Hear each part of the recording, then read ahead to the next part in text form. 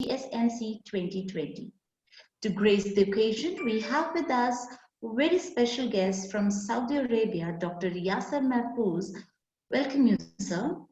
Dr. Yasser Mahfooz is an associate professor of marketing at College of Business Administration, King Saud University, Riyadh, Saudi Arabia. He is the recipient of Canadian Studies Faculty Research Fellowship by ICCS and DFAT, that is Department of Foreign Affairs and International Trade, and was also nominated for Faculty Exchange Program to visit Mauritius. Dr. Mahfooz is an active researcher with 2 UGC-funded case studies which were published in Integrated Advertising, Promotion and Marketing Communication by Clough and Babb and Strategic Brand Management Building, Measuring and Managing Brand Equity by Keller and Swaminathan. With almost a decade of academic and research experience, focus on marketing strategy in Middle East, Dr. Mahfooz brings valuable insight in every discussion. Sir will also be external session chair for our today's technical session. Thank you so much, sir, for accepting our invitation. Yes, thank we you. also have with us internal session chair, Dr. Swati Jain, Head Outreach TME. Ma'am holds rich experience of more than 18 years. She is PhD in Business Management and has written more than 40 papers in various national and international journals. She has successfully organized many conferences as convener and advisor. She is also advisor of this conference.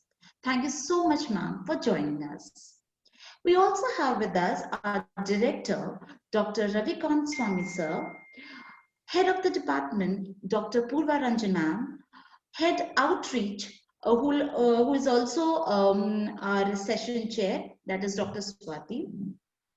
Then we also have senior professor Dr. Seema ma'am, and Seema ma'am will also help us in today's Zoom platform management along with Dr. Swati Goyal.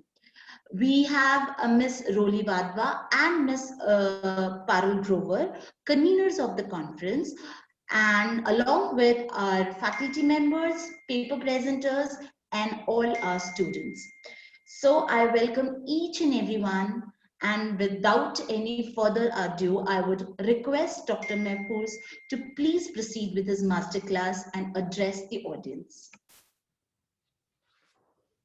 Thanks a lot. Thank you. So let me put it on share.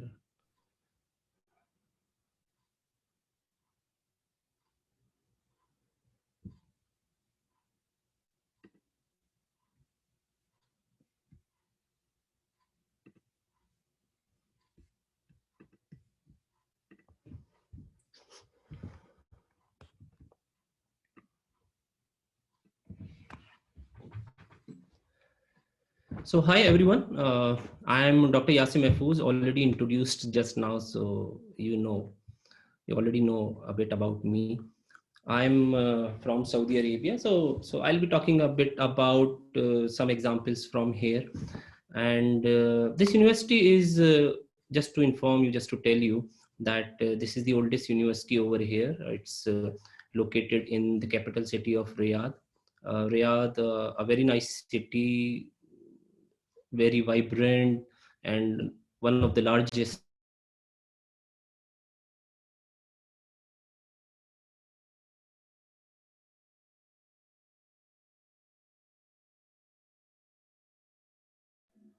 Sir, I think you are on mute.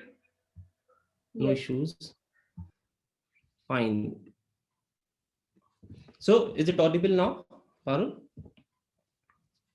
Yes, sir, it's audible.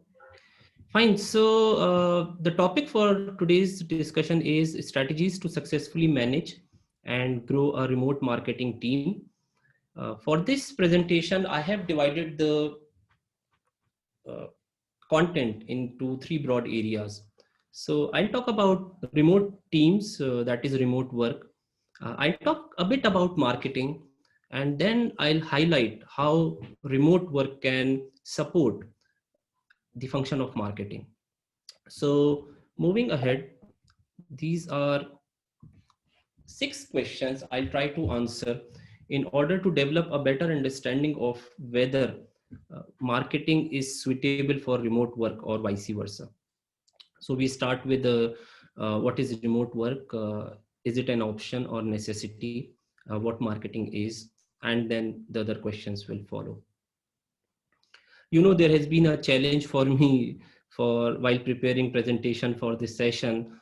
uh, this is the 6th day of conference, and whenever I used to put some topics and slides in my presentation, and the next day I used to attend, uh, in one way or the another the topic was already covered by someone, because the speakers were so experienced, and I didn't want to repeat what I was talking. So I kept on changing, and thankfully today morning I could come out with the final version of my presentation.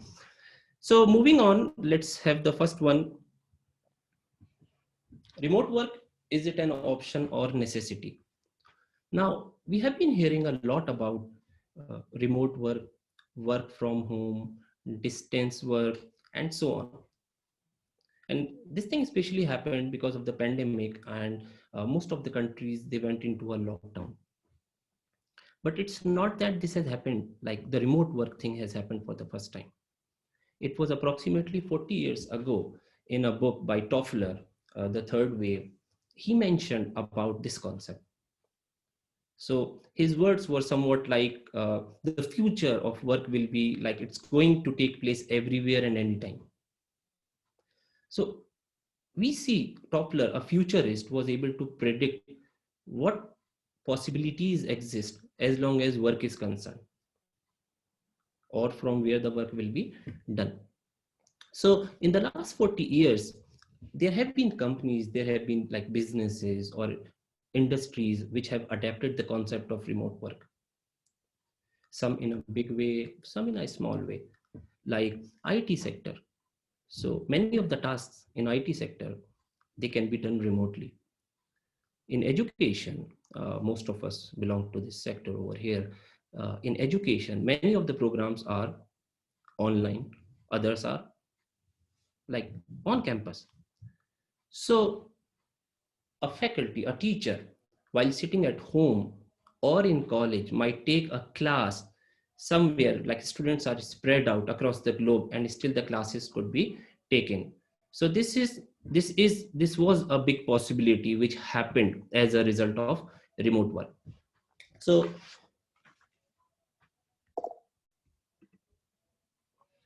now, talking about remote work, let me highlight a bit about what are the different options which are available. So I'm just trying to talk about this concept again. You might have heard in other presentations, but because I'll be connecting it to the concept of marketing later. So one way of providing a flexibility is in contracts. So like there can be a full-time worker, or there might be a worker on temporary contract. So this worker comes for some time, does the job, and then the contract is done. There might be a flexibility in timing. So you are able to work any hour of the day, any time of the week. So it's up to you. So depending on the task you are doing, you have this kind of a flexibility, what you want to do, and like at what time you want to do it. The third one, like which is actually the focus for us, is a flexible location. So flexible location is like you have the flexibility that you can move around. So instead of coming to the office, like your base, you can work from anywhere. So this can be of many types, like mobile working. So a person is moving between the customer and the base, the office. Uh, how it suits marketing, it could be like a sales job. So the salesperson is very often moving between the customer and the office. In advertising industry, it could be the client servicing department coordinating with the client. So the account executive, for example, might be moving to and fro between the client's office and his or her office. Working via remote sites such as telecenters. So instead of coming to the office, there is a site in your location or in your area, in your city. So you don't have to come to the main office. Rather, you go to that remote site and you work from there. And the third option where flexibility is given is you work from home. So like we have extremes. One is like the person keeps on moving between office and home. The other is like the person is not going to the base, rather goes to a remote site. And the third one is the person isn't moving outside, is at home and working from there. Now, this kind of a work, what we call as work from home or a distant mode of working, when done with the help of information and communication tools, we call it teleworking. So in one of the presentations, we heard a bit about teleworking. In fact, it was the first presentation in our sessions.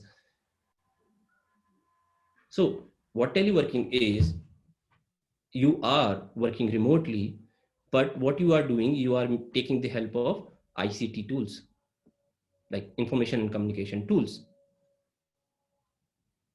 Now, this can also be done in different ways. So previous slide, mobile, the person is moving between between the office and the home. So in between, whenever a need arises, a call can be made, data can be transferred, and so on. Telecenters are there. There can be a functional relocation. But the focus for us actually is home-based work. We call it telecommuting. Now, why I am emphasizing on home-based work is during the lockdown, the situation which happened was that we couldn't move out of our homes.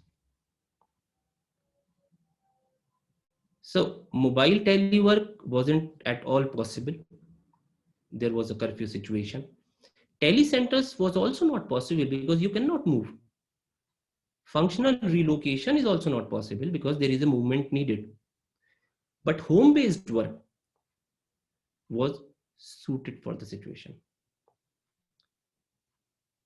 But the question again comes, for which industry, which function, which type of work? We cannot apply home-based work on all functions, right? So that's why what happened in some industries, adaptation happened faster, like education sector. So very quickly it was understood that fine, classes will be taken from home. Students cannot come to the college or the university.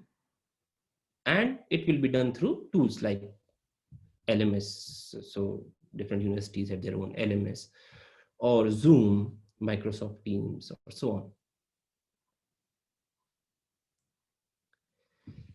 So it was seen that there is statistics available in one of the recent research that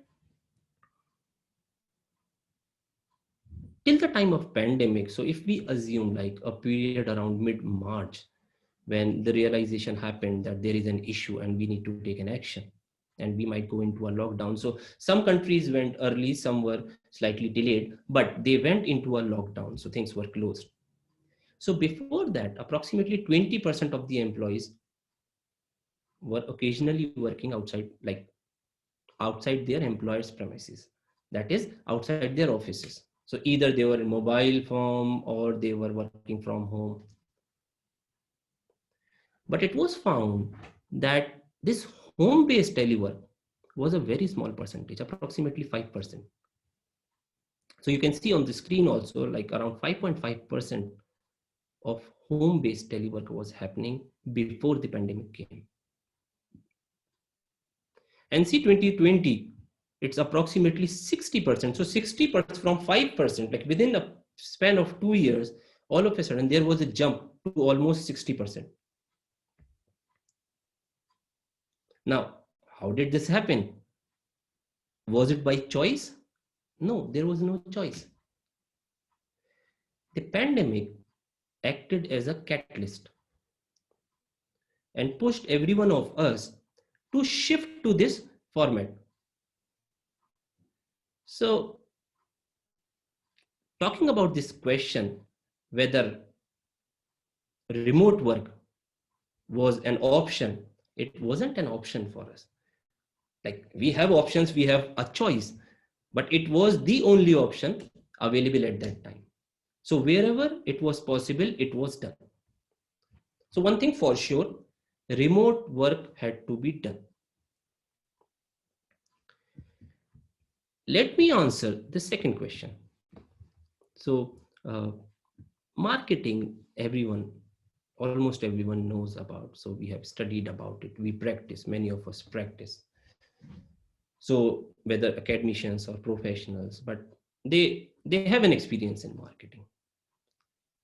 But what I want to talk about here is that when we say marketing, it's a single word, but it is multidimensional in nature.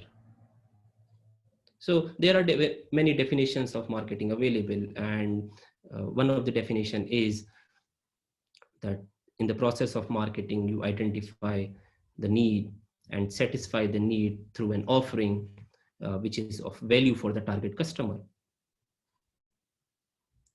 Now, this process of identifying the need and satisfying the need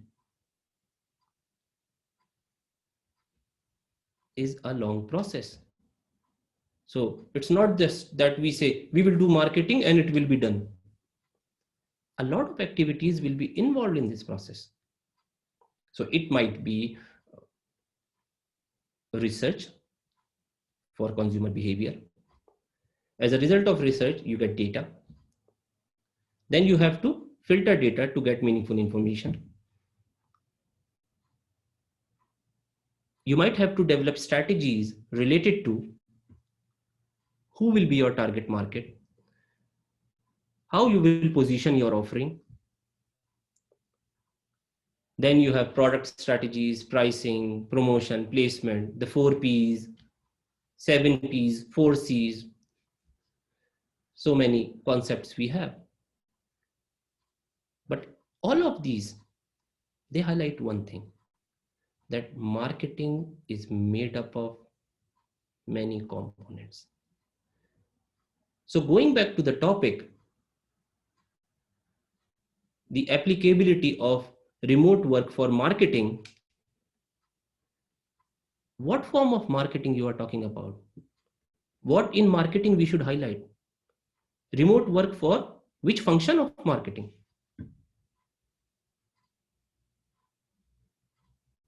So whether remote work for research,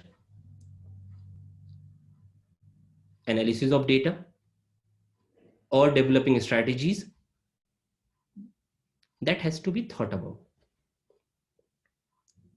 So far we know that one, remote work is here to stay, because this catalyst, the pandemic, has opened so many opportunities that the companies have shifted to remote work. And there are many companies like Twitter, Facebook, Google. Many of them already have announced that, like Twitter, remote work forever, if you are willing to do so. We don't want you to be back to the office. You can keep on continuing like this. So remote work is here to stay. And second, marketing is multidimensional. So if we have to see whether remote work fits marketing, we have to go deeper to understand what in marketing it fits and where it's not applicable. So here comes the question. Does remote work suit marketing function? So again, going back to statistics, I have tried to include the most recent ones. So in a BCG report, according to an analysis by them, the Boston Consulting Group, published in 2020, we have this statistics. So 15% to 40% say there is an increase in productivity for employees. Absenteeism is reduced by 40%. Turnover is reduced by 10 to 15%. Employees are continuing in their jobs. They are not leaving jobs. They are staying for a longer period of time. And then further, there is a reduction of many of the fixed costs, like you don't have to pay rentals in having the space for your office.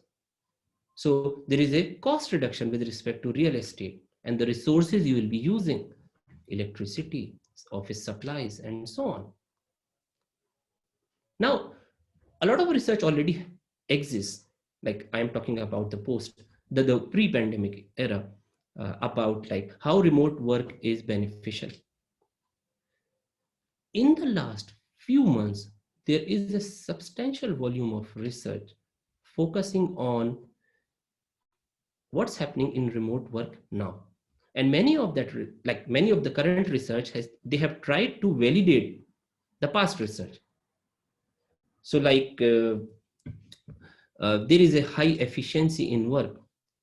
Employees are less exhausted. A research published in 2020 by Burt et al. Productivity is high. Satisfaction levels are high. Turnover is low. Now, same thing was mentioned earlier also in the past research also. So there is like a confirmation that whether it's a pre-pandemic era or the pandemic time, situation is the same. There are a lot of positives in remote work. So these are like generic things. So whether you talk about finance, operations, production, accounting, HR, or marketing, these things will be there. We'll have to talk about productivity. We'll have to talk about turnover. We'll have to talk about absenteeism, real estate cost. If you are renting or setting up an office, that has to be talked about. So talking about generic strategies, for sure, yes, remote work suits marketing also as it does for other functions.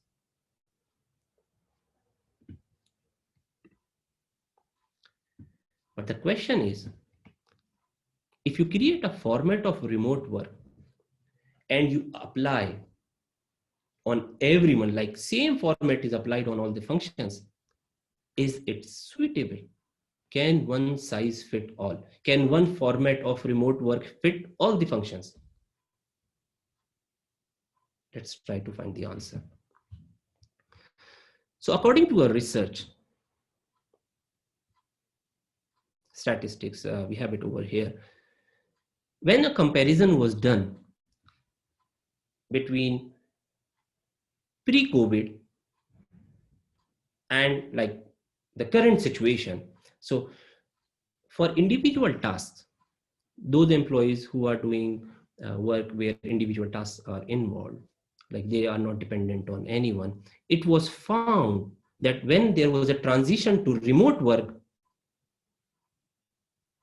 the productivity increased. So on the extreme left hand side, individual task percentage, the third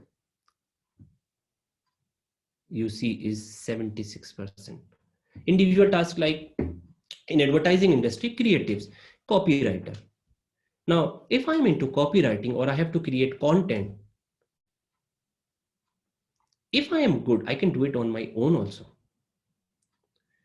I don't have to depend on anyone. If I'm into sales and I have to make a call to my customers, prospective customers, I am not dependent. It's not that three of us will sit together and we will call someone. I can do it on my own also. And salespersons, they do it on their own.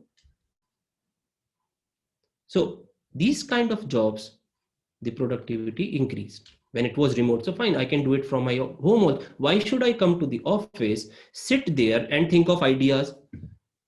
Why should I make call from the office? I can call them from my home also. For managerial tasks, so you are a manager and you have a team under you,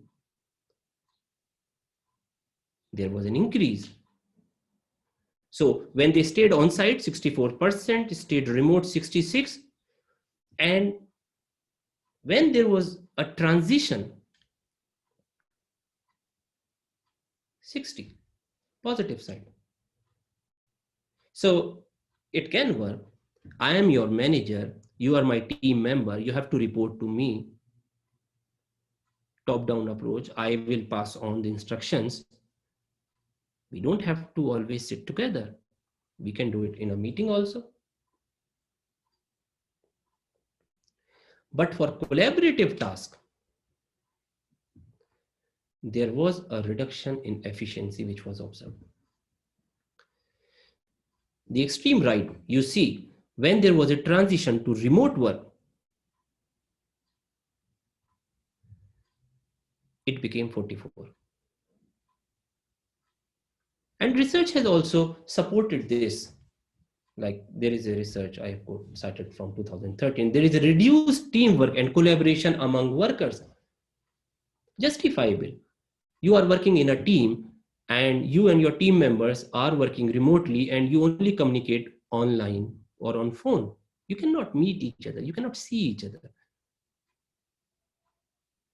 So you are facing the distractions at home also. On your side also, there are other things happening. And then you have to collaborate with your co-workers. So that ways, when we talk about collaborative work, there is an issue which happens.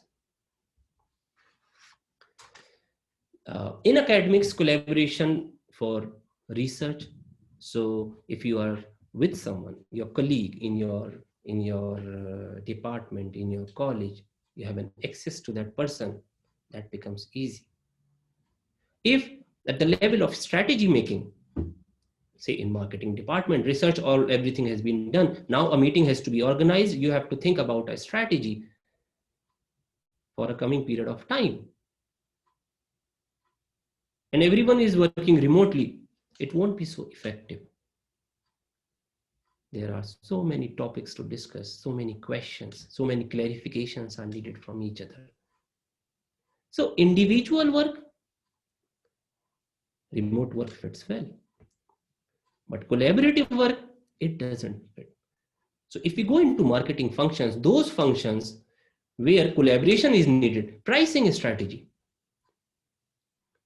collaboration is needed. For your product, you cannot decide on a price by yourself. A lot of things go in developing a strategy for your pricing. Running a digital campaign, you can do individually by remote working. So if you are managing a social media account for your company and you have to post content on that social media account, you can do it from your home also. You don't need a team to sit together and open the social media account and post a content over there. That can be done from your home also. So different types of jobs, different functions, and how remote work fits, that has to be seen. So it's not that one size for every function, every type of a job, it varies. According to a statistics, like a research was conducted by Marketing Week, published in 2020. 68% senior marketers, they believe creative collaboration will suffer if workers cannot share the same space. 75% think that when we are face to face, that is always better than working remotely. Now, what happened during the pandemic? Many challenges were faced by organizations. We know so many examples. Many businesses closed around us. Big companies have suffered. Many companies in US have filed for bankruptcy. Top names. There are many others which have benefited.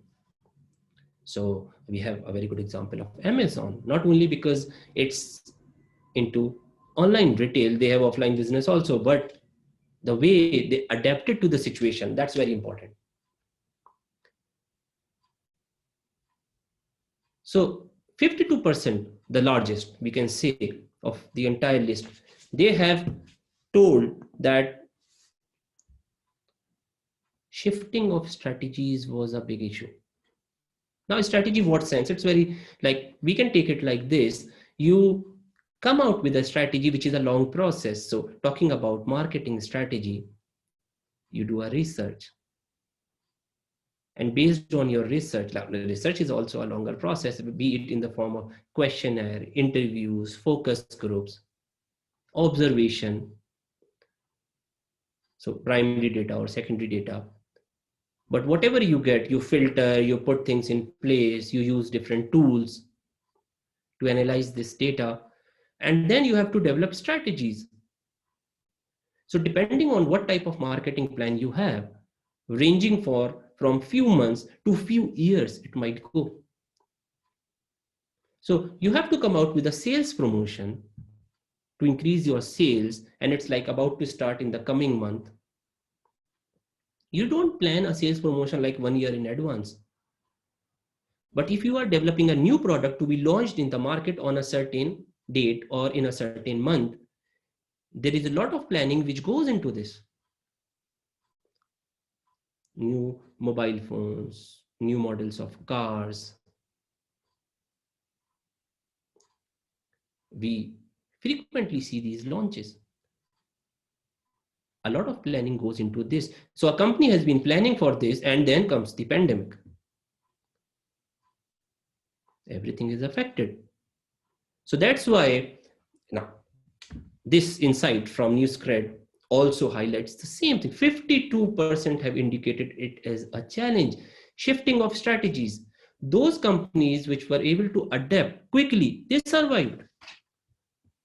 Many others are dead.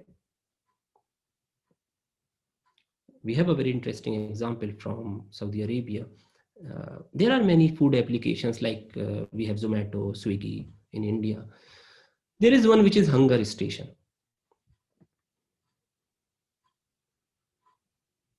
So Hunger Station, the primary service they had been offering was delivery of food. So there is a list of like Swiggy and all, there is a list of restaurants. You go, you choose your product, and it's delivered to you. When pandemic came and the country went into a lockdown, everything was closed, strict curfew. And the fine for moving out during the curfew was, like, if I say in the local currency, it's 10,000 real, which in conversion approximately in India is like 2,200,000 rupees. So if you are violating the curfew, you end up paying 200,000. People cannot go out, but they need groceries. Food is something, it's a basic necessity. We need food. Top retailers, groceries like Carrefour, many top local retailers like Danube, Otham, Panda, they adapted quickly. They strengthened their delivery network. Now, distribution is another part of marketing. Placement, the fourth marketing mix element. Placement, you cannot do remotely. It has to be delivered. Unless and until you are selling a software online, you pay and you just download. Otherwise, even if you buy online, like from Amazon, it has to be delivered to you. Any product you buy from Flipkart in India, it has to be delivered to you. That cannot be done remotely. So people had to buy groceries. Top retailers went for it. What did Hunger Station do? No one is ordering food. If food comes from outside, in the initial days, we were so worried, we were scared. Corona, how can Corona come? It can come through any door. So if food is coming from outside, there are chances that we might get Corona. So no one is ordering food, the business is going down. It will go down and you will be out of the market. They adapted. They introduced the option of ordering groceries from their application. So through their application, you have a lot of options. You can go there, you can order groceries. They already had a network of delivery. So they used that delivery network. So what happened in this case was shift in strategies. Of course, it was a problem, but those companies which adapted fast, they survived. Others faced a problem. So, yes, the answer to our next question is remote work does apply to marketing. But we have to see which function of marketing. It applies more, which less. We cannot apply it on all functions in the same way.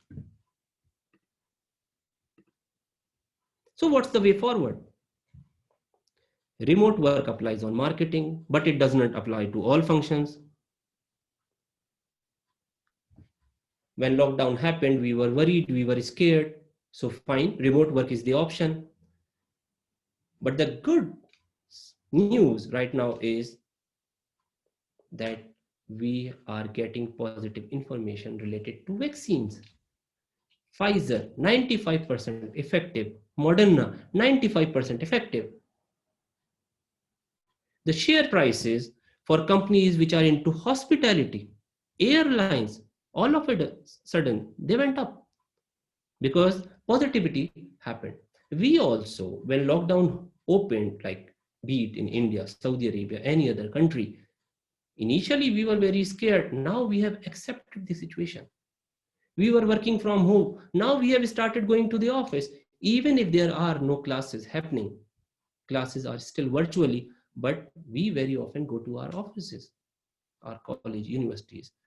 Private setups, especially, they have started working all days of the week. So what to do now? How will remote work happen? The future is hybrid. We cannot have an extreme form, either extreme left-hand side, 100% on-site all the time. Because we came to know about the positives of remote work. So wherever possible, we will be opting for remote work. Or 100% from home. We might not like it. The company, because lockdown is not there, things are getting better. We need to visit the office. So hybrid in the sense that we have the middle three options with us. 25 to 50% of the time alternating on-site. Or on-site on demand. Whenever needed, I'll come on-site to the office. Or connected remotely. I am very close to the office. Whenever needed, I'll be there. So what we'll be seeing now, especially in marketing, there will be a mix. There has been remote work, and in many functions, almost 100% because of the lockdown. It wasn't by, like, we didn't have an option. It was because of lockdown, but in future, it will be hybrid in nature. So how to pivot for remote work? Many of the strategies have already been discussed in previous sessions. I'll try to highlight few and try to take some examples from around me. So we have like 6 categories: managing fear, extended working hours, and so on. Managing fear. Now this is one reason for worry in many organizations. Fear, what kind of fear? So fear is like when we say opening floodgates. Now previously remote work happened. Why? So there was a medical situation, or there was a situation in the family, the person couldn't come to the office. So the manager, the boss, allowed to work remotely for a certain period of time. So it was on case-to-case basis.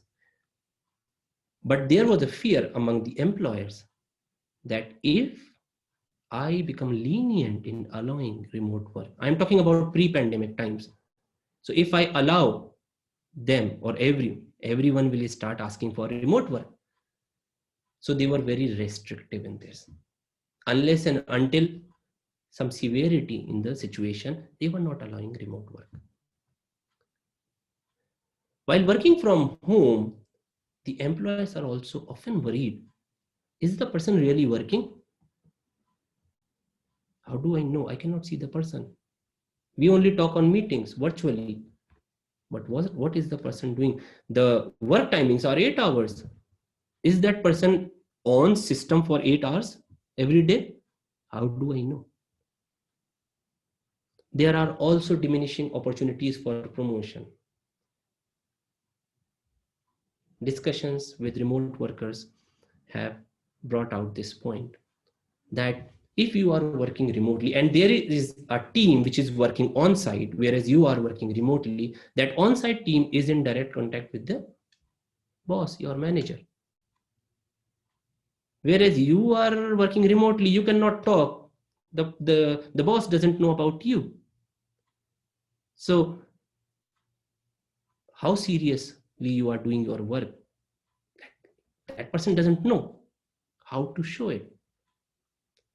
Now the solutions lie in one, trust. As an employer, you have to trust your employees that if they are working remotely, they are working. You should be more concerned with the task. So another strategy could be you assign metrics, like you go for measurable results. In marketing, that's very easy. Sales, you can measure. Content, you can measure. How many posts you can measure. How is your campaign, like the campaign which you are running online, you can measure. The effectiveness of advertising campaigns, you can measure. Sales turnover as a result of your efforts can be measured. Your profits, revenue, everything can be measured. So what work you are doing from home can easily be measured. Set those metrics. It will reduce your fear. Another concern among employees is of extended working hours. 68% have said that when they are working remotely, they are actually working more hours. There is a very interesting example from here. When I shifted here, like I came on an academic assignment. So this is a retail store, groceries, Othem, and they displayed open 25 hours. And it was like, whether it's a mistake or they really mean it, like what is this about? So out of curiosity, I even contacted their customer care and I asked them, like, what is this 25 hours about? The person on the other side responded that we are open 25 hours because we want to serve you better. So but still I haven't got the answer, but the person gave the answer. So talking about extended working hours, this thing open 25 hours has become like a joke over here. So very often, like when we are talking about with our colleagues or our students who are working in the industry, so it's like, how is the remote working doing? I am working 25 hours. So they actually mean like what Uthem had been doing, open 25 hours in order to serve my company better. I am working 25 hours. Another thing is social connectivity. Since we are not working in the office, we are not connected to our staff. We don't know them. There is no bonding between us. We are just like, we log in, we talk on phone, chat, emails, but there is no face-to-face interaction. How it can be created? The company has to take an initiative. They have to create platforms. They have to use platforms like Zoom. What we are using, there is an option of video conferencing. At least we can see each other. We can see the expressions. But if you are just writing emails, it won't be so effective. So the companies have to develop information and communication technology networks. They have to use those tools in order to create a better bond among co-workers and your bond with the employers. The fourth one is willingness to remote work.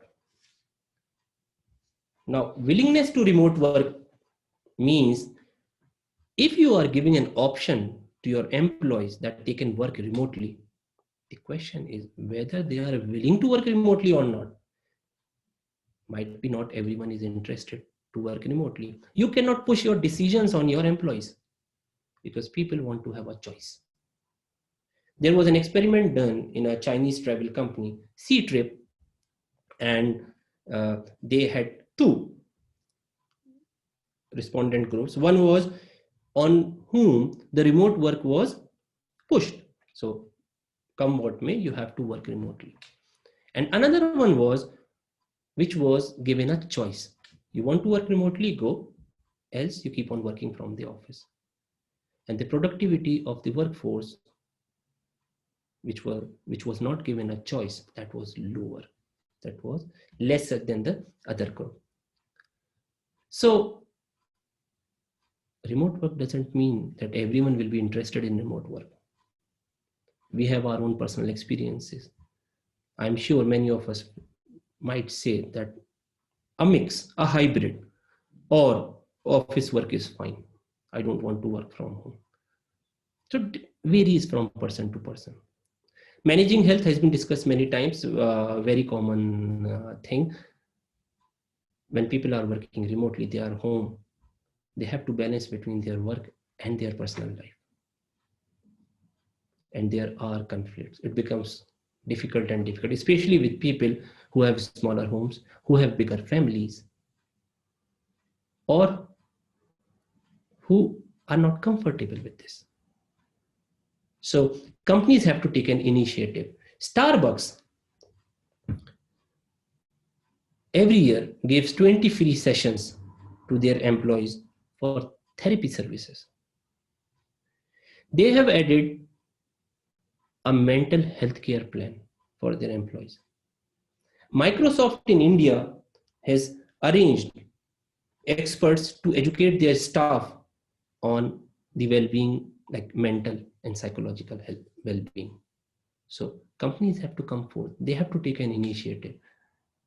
They have to think in this way. It's not only about fulfilling your task, but also about the well-being, the health of your employees. One last thing is virtual setup. So you want your employees to work remotely, they need a setup.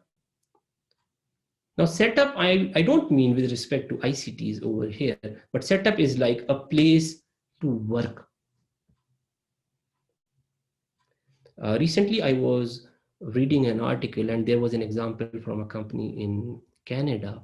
When lockdown started in Canada, situation wasn't so good, although it was contained in a good way.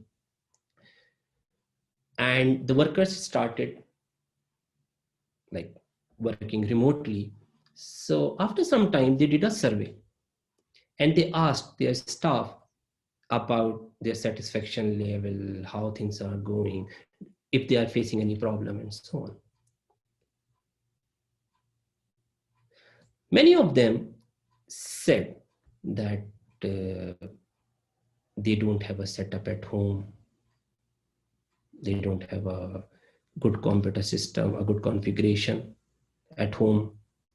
They are, of course, unable to go out, or they don't have the resources.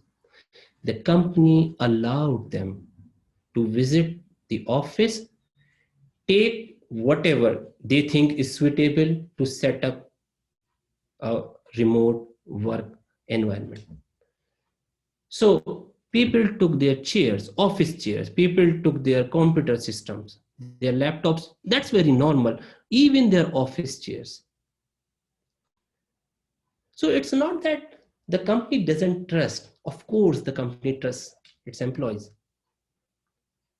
But if you are willing, if you want to set up a similar environment in your home, same chair, same table, desk, your printer, your computer, your laptop, no issues, go on. Just give results, measurable results. That's needed. So let me summarize.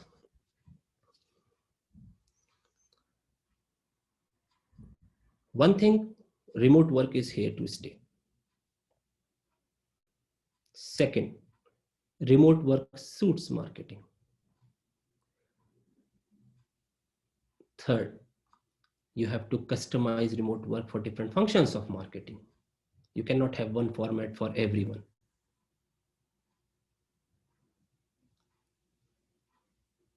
Fourth, what type of format? It will be a hybrid format. So you cannot push everyone on a single format. Better to go for a mix. Not completely office, not completely remote.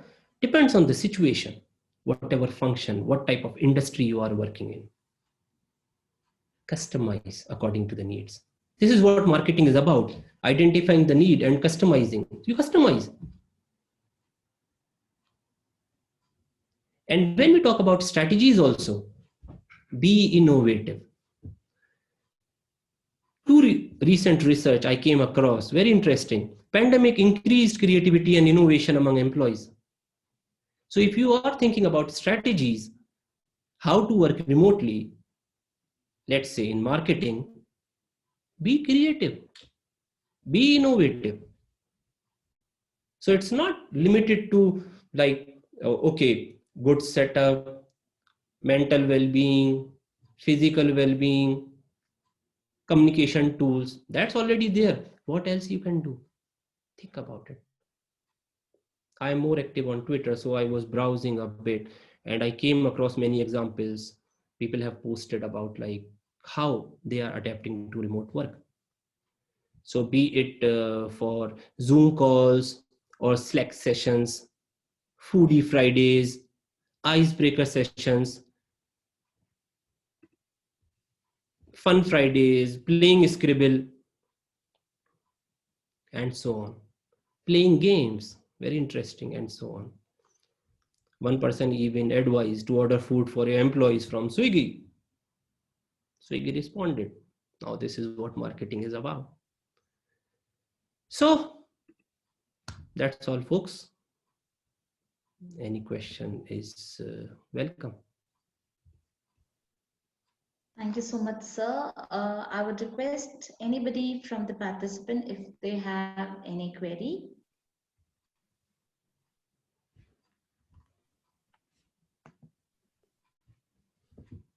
The participants, in case of a query, may post in the chat box, or they may even raise their they raise their hands, and we will unmute you.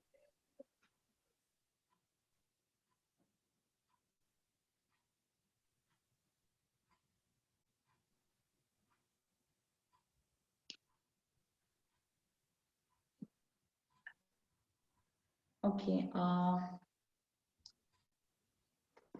We are not able to see any query. Do we have any query in the chat box? No, ma'am, not as of now. All right, all right.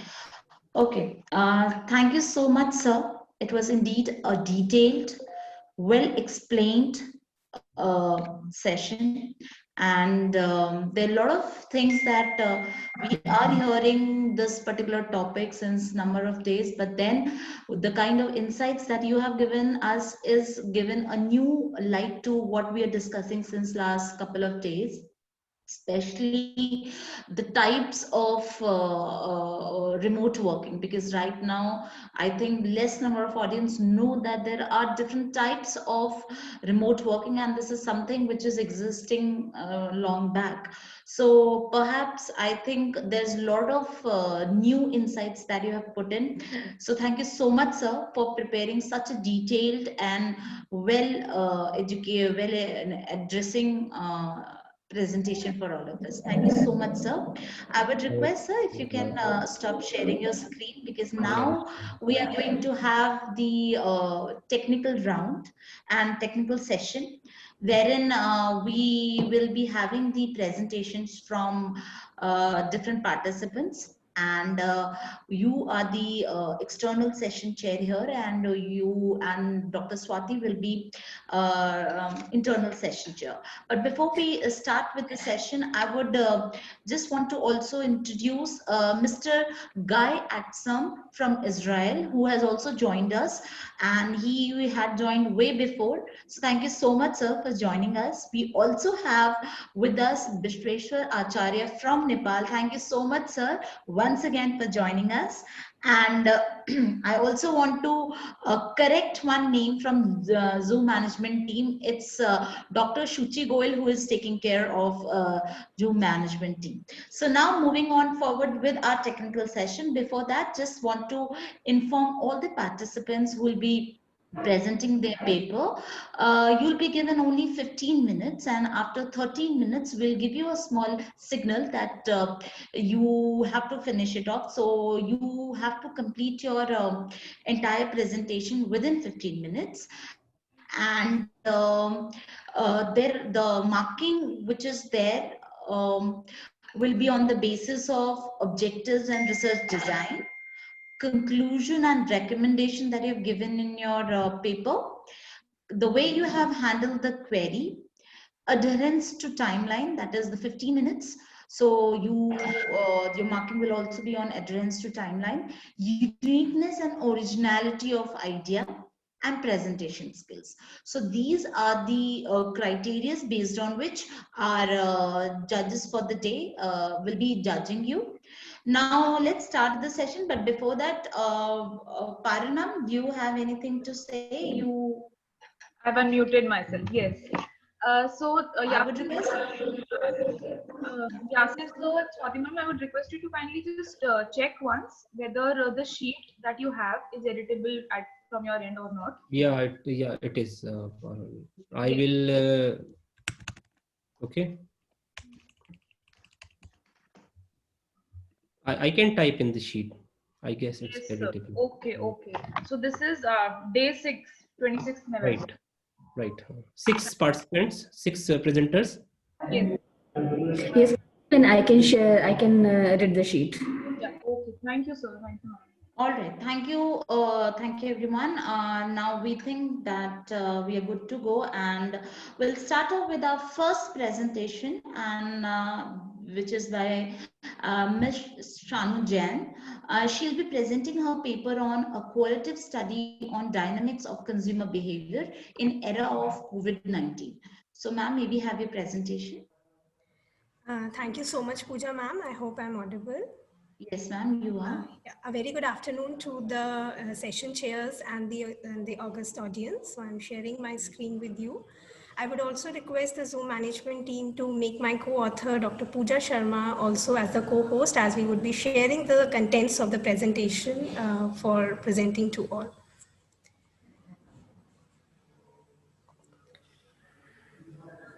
It's done, ma'am. Thank you, ma'am.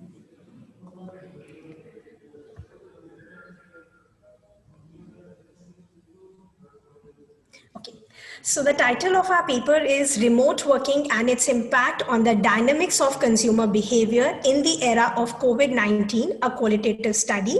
Me, along with my co-author, Dr. Pooja Sharma, the assistant professors at DME Management School, have collected some data for this study and will be sharing our results thereof. So as we know that consumer behavior, the flow of our presentation would go like, we'll be beginning with introduction, literature review, objectives of our research, the research methodology which we have used, analysis, discussion, and the conclusion. So as we know that consumer behavior has always been a very strategic area of research, as Sir has also shown in his presentation, some of the key changes which have come up in the consumer behavior due to this pandemic. And even the previous researchers have suggested that their consumer behavior does change during the times of pandemic and crisis-like situations. So we'll be talking about that, how this entire pandemic and the concept of remote working has brought changes into consumer habits, their likings, their preferences, and so on. So we'll see that our study has supported that the change has not only been in the consumption habits, but also in other various aspects of consumer behavior, be it the information search, the post-purchase behavior, the way consumers are disposing of their goods, the repeat buying behavior, the impulsive buying behavior, which almost has gone a little deeper, has lessened because of the limited purchasing capacity of the buyers. Also, we have seen that there has been an increase on the healthcare and sanitation products, obviously for the safety reasons. People are avoiding the publicly consumed services and places, although we have come a little away from the scenario which was there during the initial days of the lockdown in March and April. There's been a shift to the virtual shopping, adoption of the digital payments, and these are some noticeable changes which have accelerated post-pandemic. So relating this consumer behavior to the theme of our paper, wherein we are talking about remote working, we will be seeing that how this concept of remote working, which has been in place for quite a time, but has gained wider acceptability, as we've been talking also about for like past 5 days. And a new whole range of demand for certain products and services has created because of this entire change which has come up.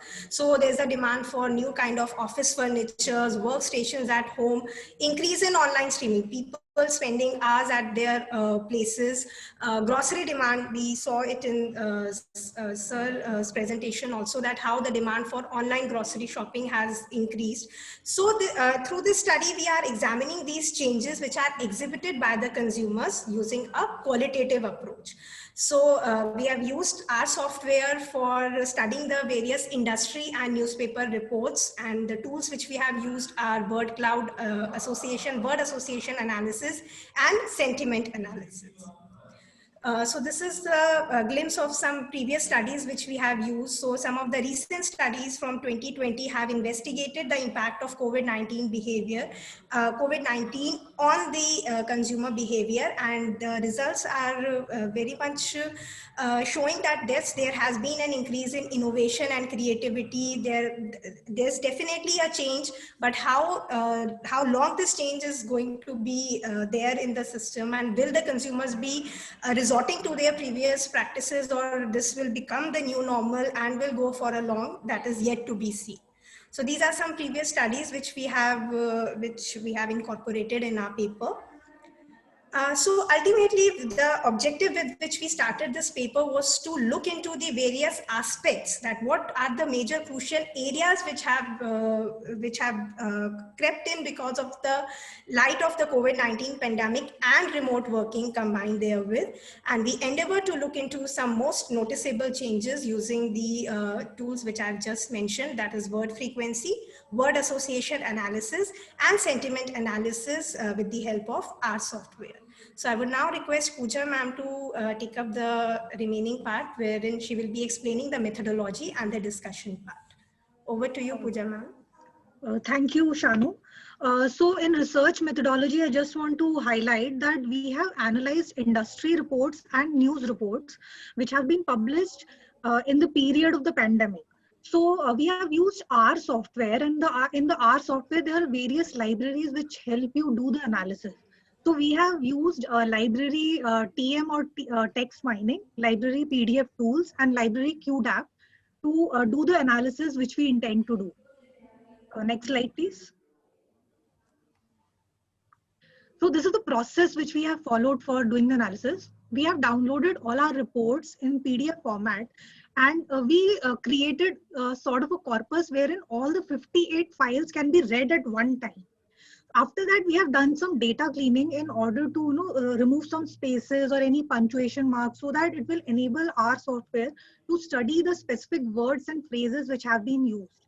Thereafter, we actually created a word cloud, and we came out with a word frequency plot in order to understand what are the most frequent words which have been used. And after that, we have also applied word association analysis and sentiment analysis. Next slide.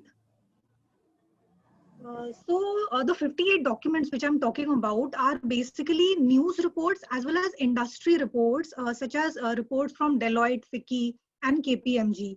And the period of the study is basically from April 2020 to October 2020. And a Google Power Search function was used in order to specifically download only those reports which actually talked about the concepts of consumer behavior and COVID-19 and in context of remote working. Next slide.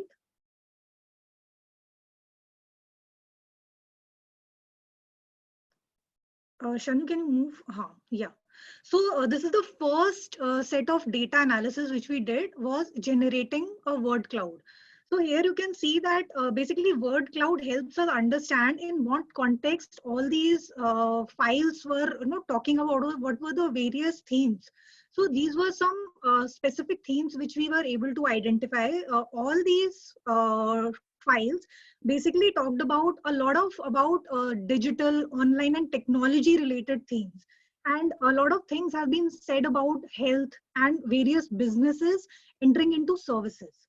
So this actually depicts that how significant changes have come in the phenomena of consumer behavior. In addition to that, yes, you can move in the next slide. This graph is actually showing that these are the top 10 words which have been used by the specific people who have authored these articles. And they have specifically talked about the increased use of digital platforms, the way the payments which are being made digitally have increased. Digital search has also increased. So this shows as to how much dependence has increased on the online medium in order to purchase products. And even if you are thinking of searching any new information for buying any new product or service, so increased dependence on the digital means is being depicted in these articles. Next slide. Now we also intended to do a word association analysis which helped us in determining the correlation between specific words. So we all know that this remote working has been forced upon us due to the concept of COVID-19. And basically, in this analysis, we are trying to understand as to how and which specific words have been used most in correlation with COVID. So we have actually tried to find out a correlation of most of the words which have been used in context of COVID are having a correlation of more than 0.5. So in the next slide, you can see here that these words have been most used in context of COVID, and the themes are very much, self-explanatory, where you can see that topics like restriction and essentials and limiting are very much, that means these words have been used in context of COVID. That means this shows that consumers are feeling restricted in a way, and their choices are also limited and they are very concerned. And in addition to that, concepts such as grocery necessities, health hygiene, personal care have also been used in these articles. So this also shows that a lot of these themes have come up during the remote working in the light of COVID-19. Next slide. Then we also intended to do a sentiment analysis. Now, sentiment analysis basically helps us understand the overall sentiment with which the actual article has been written or authored by the various people. So here we have used the sentiment analysis package in R, and it is a lexicon-based approach which actually helps us find out a specific score for every article, and that is showing the sentiment of that particular article, and the score usually ranges from -1 to +1, wherein -1 shows a negative sentiment and +1 shows a positive sentiment. So with help of this, we have been able to find out a specific score for each of the articles. So in the next slide, you can see that here that a descriptive statistic table has been generated, and the 58 articles, mean and median, if we see the kind of words they have used, you can see that all are lying in the negative range. So this shows that most of the articles showed a negative sentiment. Next slide. Now this can also be depicted with help of this histogram, wherein we are able to see that more than 34 articles were negatively worded, and maybe because this pandemic was a kind of a deterrent for the consumers as well. So that's why the overall sentiment of all these articles at the same time, when we make a corpus of it, came out to be negative. Next slide. So now we can say that after having analyzed all the 58 reports, it can be said that a lot of current and future trends in the consumption pattern can be deciphered from it. And the word cloud and the word frequency plot has actually helped us depict that most of the articles include and emphasize on concepts like digital, online, and increased use of technology. So here, there is a huge dependence on the online medium. And just to quote from a specific the report by McKinsey company, it quoted that food and household categories have actually seen an average increase of more than 30% growth in the online customer base. Similarly, in the next slide, please. Similarly, in Google India also, it has been seen that there has been a lot of searches based on the concepts of video conferencing tools, webinar softwares, and online delivery apps. So this actually shows that so much dependence is now on the online medium, and it is now almost compulsory for all the consumers to be connected online in some way so that they are able to avail the various services. Next slide. From the word association analysis, we tried to understand that the term COVID has actually, brought so many challenges on the company side also, and also for the consumer side, in order to they can purchase the products and avail the services. Also, there is an increased focus on hygiene, health, and personal care. And if we see sentiment analysis actually helped us understand that all these articles overall reflected a negative emotion due to, because of the obviously the pandemic was came as a sort of a negative feeling, in the sense that we were restricted and we did not have any choices, not much choices in order to do some shopping or cater to our needs.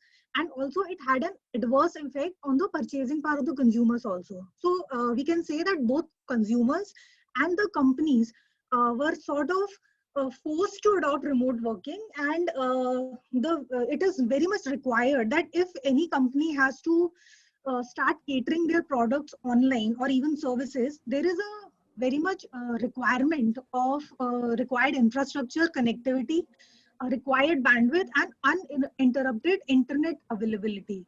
So now I will hand over to Shanu, and she will like to conclude our paper. Thank you, Dr. Pooja ma'am. So indeed, I will summarize it by saying that yes, the pandemic and the entire concept of remote working has ushered in a wave of change. We as the professionals Sorry or to the students. interrupt.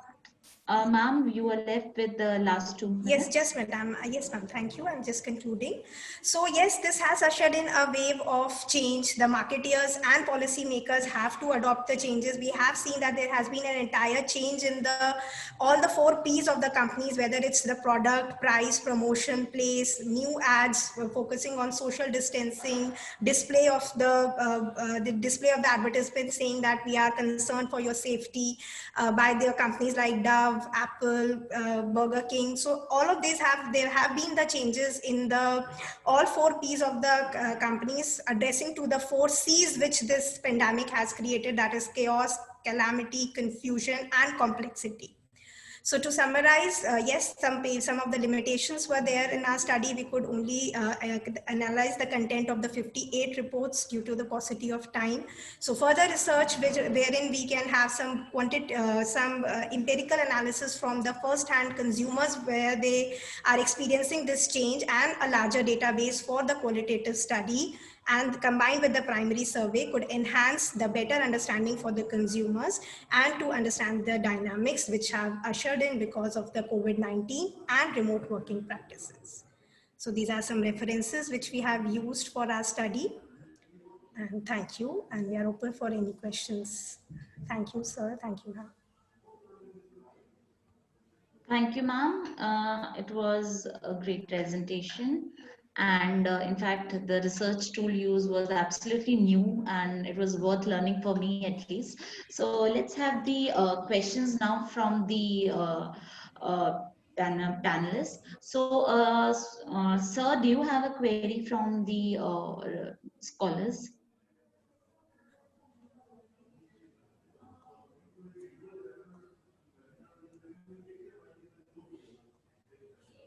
Dr. Mahfooz, do you have a query with the participants? Yes, I have a query. It was Please. on me. So first of all, thanks for the nice presentation, well structured, and it's definitely an interesting topic because so much is happening in this area nowadays. Uh, I have two questions. Like the research which you did, when you started collecting reports, that was a time when India was in lockdown, right? So I am assuming that both of you were working from home probably, and it went till October, as you have mentioned. So things opened up and businesses were getting into normal shape. So the findings which might be relevant at the time when there was a complete lockdown, and as of now, like we are nearing the end of November, right, when things are getting, as I said, normalized, people are moving out, we are visiting offices, market areas. So will there be a relevance for these things in the future also, like coming times when a lot of positivity is happening? So, sir, yes, definitely, because of the availability of the data, what all we could have till, because we started working on this paper towards the middle of the October. So, we try to capture what all reports we could till that time. So that definitely, but since as we've been studying when it comes to consumer behavior, this is ever changing. Like what the consumer is thinking of today might change the next moment as well. So yes, definitely, sir. If not, it will not. I'm not.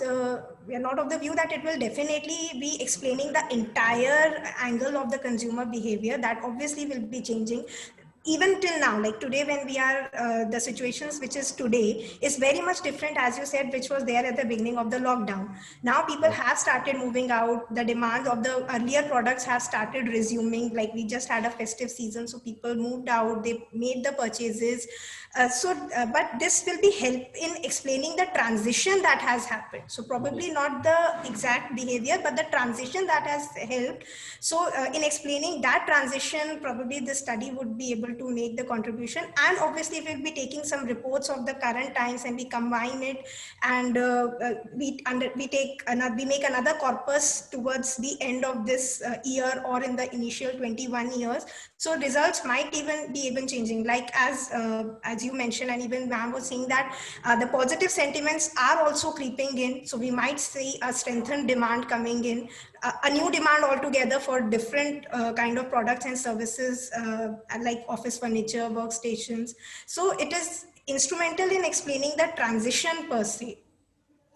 That has come. That's true, yeah. So uh, like this is like a suggestion also. So as you said about transition, so you can include data from like pre-COVID, during COVID, and like the coming year or so, and then have a comparison of sentiments and how things moved. So there was a situation, it's like a normal life, and then Corona happened, so everyone got scared, right? And our buying patterns changed. So we started talking about a new normal. Now what's coming, as it's mentioned. So three phases in the timeline you can have, and then you can have a comparative study, right? Definitely, sir. We will This try is a and very good suggestion. We'll definitely incorporate it. All the best. This is from my side. Thank you. Thank you so much. Thank you, Thank Shami. you so much, sir. No, Swati ma'am? my side as well. I was about to ask the same thing that Dr. Mahfooz has asked, so that is sorted, and it was a wonderful presentation. Thank you. Thank you, ma'am. Thank you so much. Audience, you may also raise the query if you have. You can put in the chat box, or you can just raise your hand, we'll unmute you. All right, we couldn't see any query now. So shall we move to the next presentation, sir? Yeah, All right. I think So Mahfooz, the next presenter that we have with us, Mr. Anubhav Kasana, and sir will be presenting his paper on strategic management aspects of remote working, challenges, opportunities, and future trends. So may we have a presentation, sir? Ma'am, Anubhav is a mentee of mine. So he's in the second year. All right, so no worries. So Anubhav, you please present the paper. See how much respect you get the moment you start Write a writing and paper. getting into research. So Unmute yourself, Anubhav, and all the Yes, best. ma'am. Yes, ma'am. Thank you, ma'am. So let me share my screen first. Uh,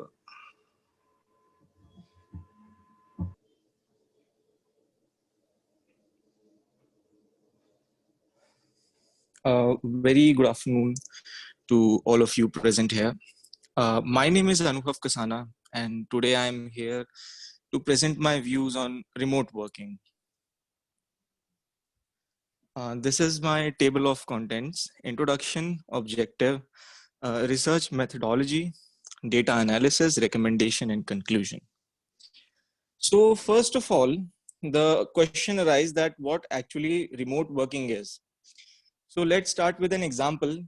On a really sunny day or rainy day, you would have wondered of having a job that allows you to stay home and work.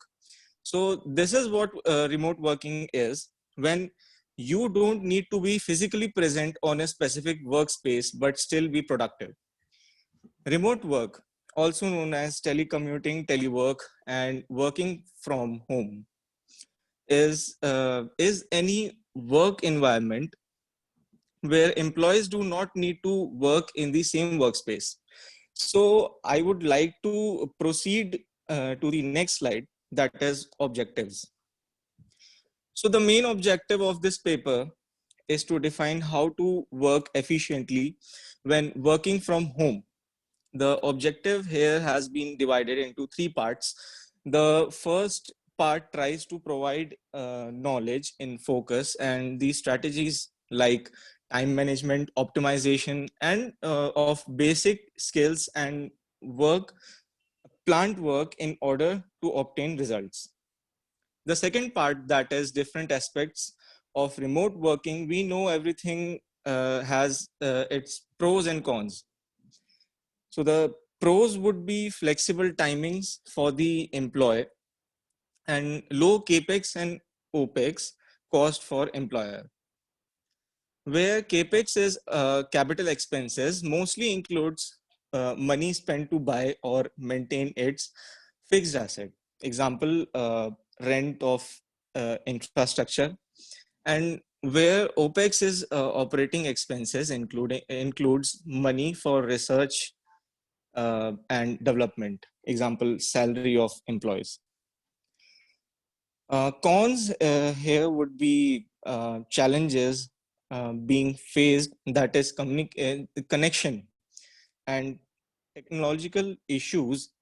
Most people are not able to connect. There are signal issues or network hindrance, and problems like working with new software application would come in technological issue. Also, availability of basic amenities is one big challenge. So here comes the third point, that is to provide a solution for the challenges being faced. For example, for connectivity or technological issue, we can hire an IT professional who can guide and help us with new softwares and applications and usage. For connectivity issues, we can reassure a better connection or pre-plan the meeting to that any disturbance can be avoided. For availability of basic amenities, we can have certain alternatives. For example, shifting to soft copy rather than hard copies, which may remove the need of printers. Research methodology. My research methodology consists of two ways. First, literature, and second, secondary research.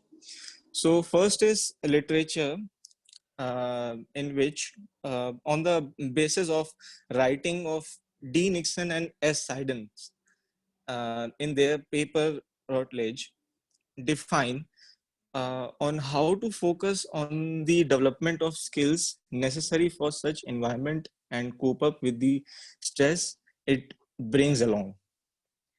And on the basis of the paper written by I. Hardle and A. Green, where telecommuting has been defined as a tool to increase the utility and human efforts, and also to improve the lifestyle of daily commuters.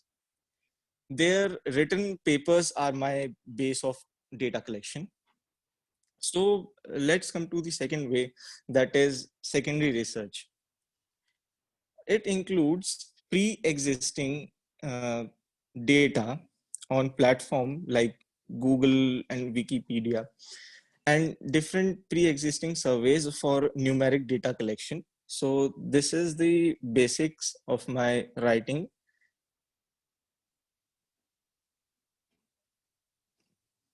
So let's move forward to our next slide, that is data analysis. With the same research methodology, the analyzed data here is first, in a survey where the growth of remote working was 15% increased to 55% increase to 159% due to the pandemic as shown recently. Second, when collecting the data, most surveys and charts were about how people are willing to choose remote working as a permanent way of working. Third, due to the recent pandemic, where most of the offices shifted their work to work from home, so this way of working has enhanced. And fourth, the graph shows that is a survey where employees were asked if they preferred working remotely. 98% of them said yes, and only 2% denied the offer. So it is clear how remote working will be new normal in the near future. Recommendation. There are certain common recommendation which when utilized can have positive results. I have divided the recommendations to two types of for the employer and for the employers. So for the employee, first is get some air. So when working from home, most common complaints we hear, that is the employee start to gain a feeling of being left. For that, the employee should keep on changing the workspace and move around when feeling low. Second, communicate. The employee should communicate with their employer and respective colleagues regularly to avoid misunderstandings. Third, plans. The employee should have a schedule and plan things to avoid any misleading. And fourth is maintain balance. Mostly people tend to forget one of the things, that is balancing life and work. The balance we are talking about is that people are not able to completely indulge with one of the tasks. That is either they will not spend time with their family, will only work, or they will just be there with their family and will not maintain the work discipline. For the employer, management, new joinees and or people who are new to this way of working usually need some time to cope up. So it is a responsibility to manage and help the employee so that the human efforts are utilized. Second is provide support. There should not be any sense of enforced thoughts in the mind of the employee, and the employer should find out friendly and effective way to get a task completed. Second, regular checks. Uh, it is the responsibility of the employer to have regular checks on their employee and improvise the way of work. So I would like to end up my saying that remote working, when being correctly assessed and utilized, will result in better learning and functioning along with the beneficiary aspects for the society. Thank you.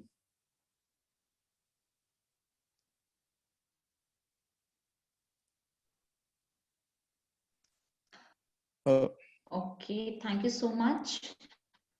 Yes, ma'am. And now the house is open for the questions. Sir, may you have a query?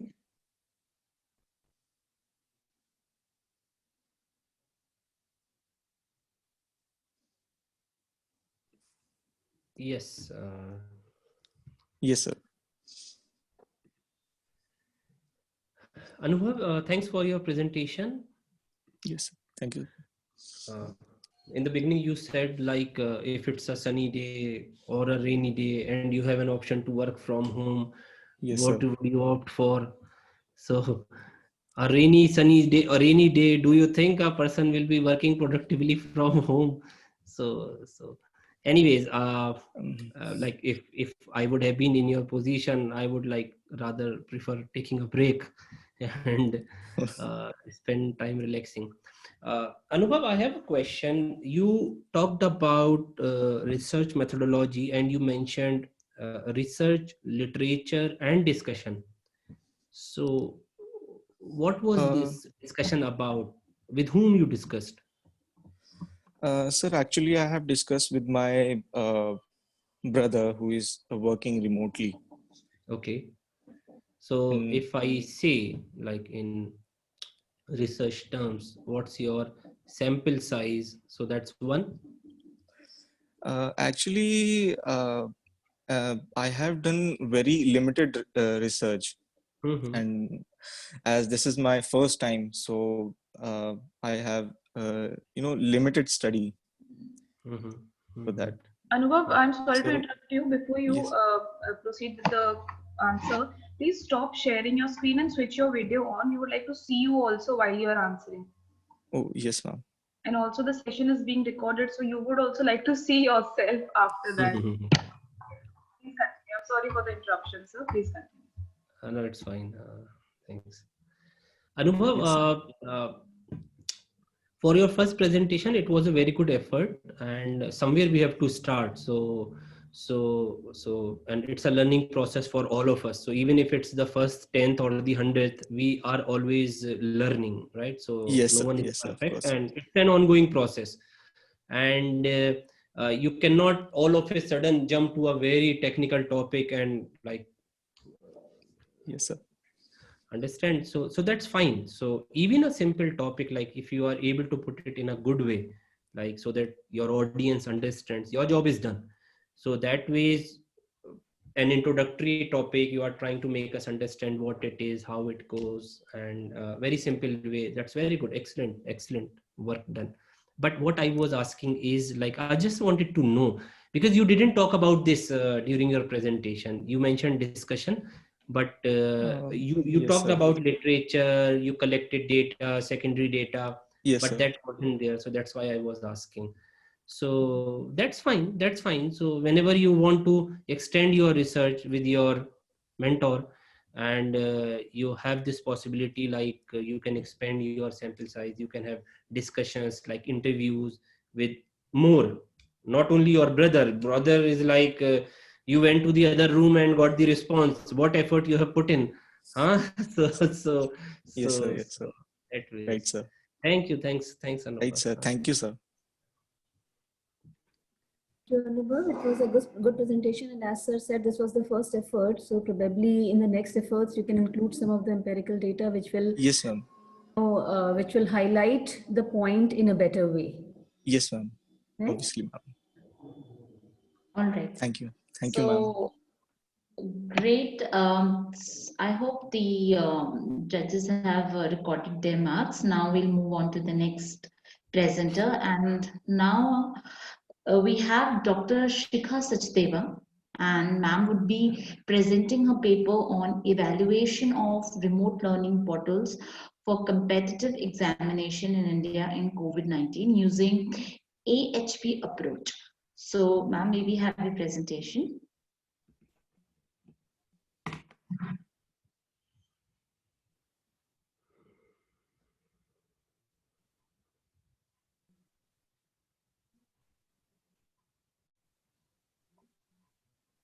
Yes, can you see my screen? Yeah, we are able to see your screen now. Okay, just a second. So, a very good afternoon to everyone. My topic for today's conference is evaluation of remote learning portals for competitive examination in India in COVID-19 using analytical hierarchy process approach. So, at first, I would want to start with, I cannot move it. Yeah. At first, I would just want to give you an introduction of basically what I have tried to do in this particular paper. You know that COVID-19 has not only changed the working pattern of people, not only the working pattern, I would say the learning pattern of people globally, but it has also kind of brought about a change in our mindset, our thought processes of contemplating a particular aspect. So I have basically worked upon remote learning, that is e-learning, which has, as being a part of the academic fraternity, I wanted to search for some topic which shows the impact of education, the impact on the education sector of not only this pandemic, but overall what has become over the period of time. How come we are kind of seeing the changes in the shift from the conventional learning process to the modern technology-based learning processes. As we can see that nowadays students are taking online classes, be it the school students, be it the primary students, or the higher education sector in which we people are also taking online classes, maybe not voluntarily, but imposed by the COVID-19. But yes, this could be a perpetual change which can bring about a change in the thought process of students, of the system. So this would certainly bring a change. So this particular study I have taken up just to show the shift over from a blended form of learning to right now a complete technology-based learning, especially in India, where I think the schools, the colleges would be the last to reopen. And it's not only about school colleges. This study I have taken from the perspective of students who are past of these schools, colleges, things, and those who are aspiring competitive examination candidates. So here I have taken up rising competition which has come up, and how this remote learning is helping the student who is sitting in that rural area, who is aspiring for a competitive examination, and what kind of factors influence his decision making process of opting for a particular mobile app or a website to study for his competitive examination, to sit and prepare for his competitive examination, not going to any coaching center, not going to any mentor physically. So this particular the process of the rationale was basically to think about the factors which an aspirant would have taken in order to move ahead with the process of studying for competitive examination, because students are, it's mandatory for them to attend classes. But what about that person who is sitting in the rural area, or for that matter any other place, who wants to sit for the competitive examination? So the educational institutes, you know, which are imparting education, used to impart education physically, now have launched websites, they have launched mobile applications in order to binge in the teaching, so that the students can binge in the teaching learning processes in the interiors and as well as in the exteriors of the country, which, you know, also have given them a business opportunity. So I try to find out the preferences of those aspirants, and how come this pandemic has became a revenue generation opportunity for them, and now how come they are coming in numbers, so that, you know, they can generate revenue and take the opportunity of this pandemic as a good opportunity for them to generate revenue. So basically the objectives of my studies: number one, I wanted to study the factors which would influence the students who are appearing in only competitive examinations to align with remote learning using websites and mobile applications. In the era of COVID-19, yes, in comparison to the conventional form of learning, what I would see the factors which are making them switch on to a particular mobile app, then to explore the most used mobile applications by the students aspiring to crack competitive examinations, then to make a comparative analysis of the factors, which one would be the most preferred one in order to look for a particular mobile app or a website for that matter. And then I have also made a small case study which can be seen easily from my paper. Then at first, I would just try to explain the research methodology. At first, literature review and preliminary interviews, I had taken up 25 candidates who were basically aspiring to sit for the competitive examination. And from the literature review, I found out 6 attributes which were considered as important for choosing a particular mobile app for the preparation of the competitive examination. Then preliminary interviews for most preferred e-learning platforms were also done, because there are n number of e-learning platforms. And then I asked those 25 people which e-learning platform were they using, and the top 3 were considered for this study. In order to make a base for choosing them, the top 3 were considered for this study. Then I used AHP approach, that is analytical hierarchy approach. That is a tool which is not to make a general comparison, but a tool to make a relative analysis amongst the pre-decided factors. So analytical hierarchy process, which has been given by Thomas Satie in 1980, it has been used in this particular paper in order to quantify the results which I have got, and it is applied on the pre-decided factors. So through the responses which I had received. Then relative importance for each e-learning platforms was found. First of all, relative importance of 6 factors was found out. Then the relative importance of e-learning platforms was found out, and further those online portals were evaluated. I'll just show how this has been done.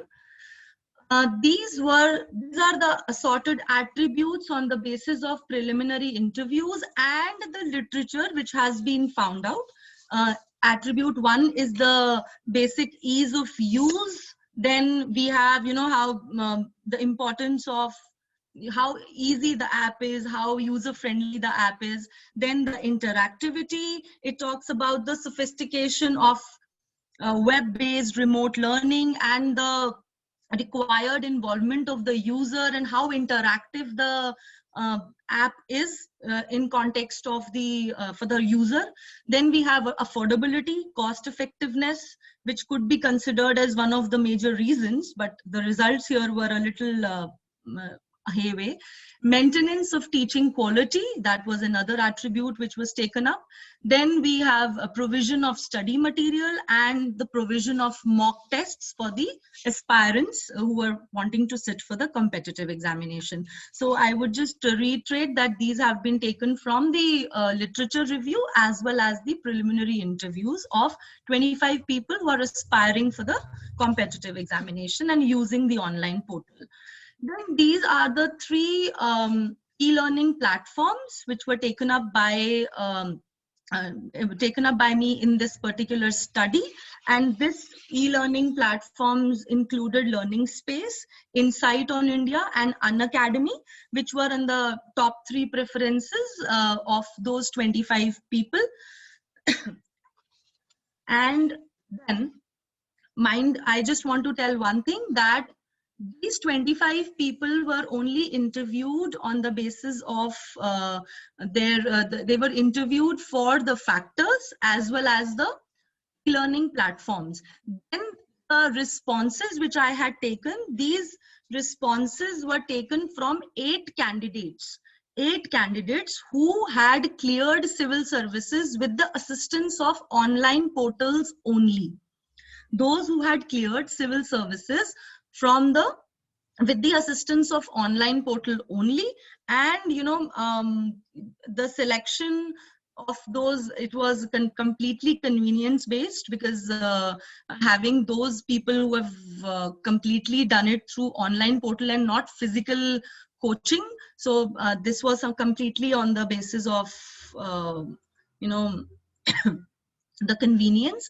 Then after this, I would just want to tell you that how it was done, considering the infancy of the research work, because it was quite new. Then 25 people were randomly selected. They were asked for the factors, and then AHP analysis was done on the factors. So these factors, these attributes were put under the AHP analytical hierarchy process, in which pair-wise relative analysis is done, and these were the responses which, this was in accordance with the 8 responses which we had got, and this is the importance of the particular attribute which we got through AHP. On the basis of the importance of the attribute which we got through AHP, they were ranked from 1 to 6.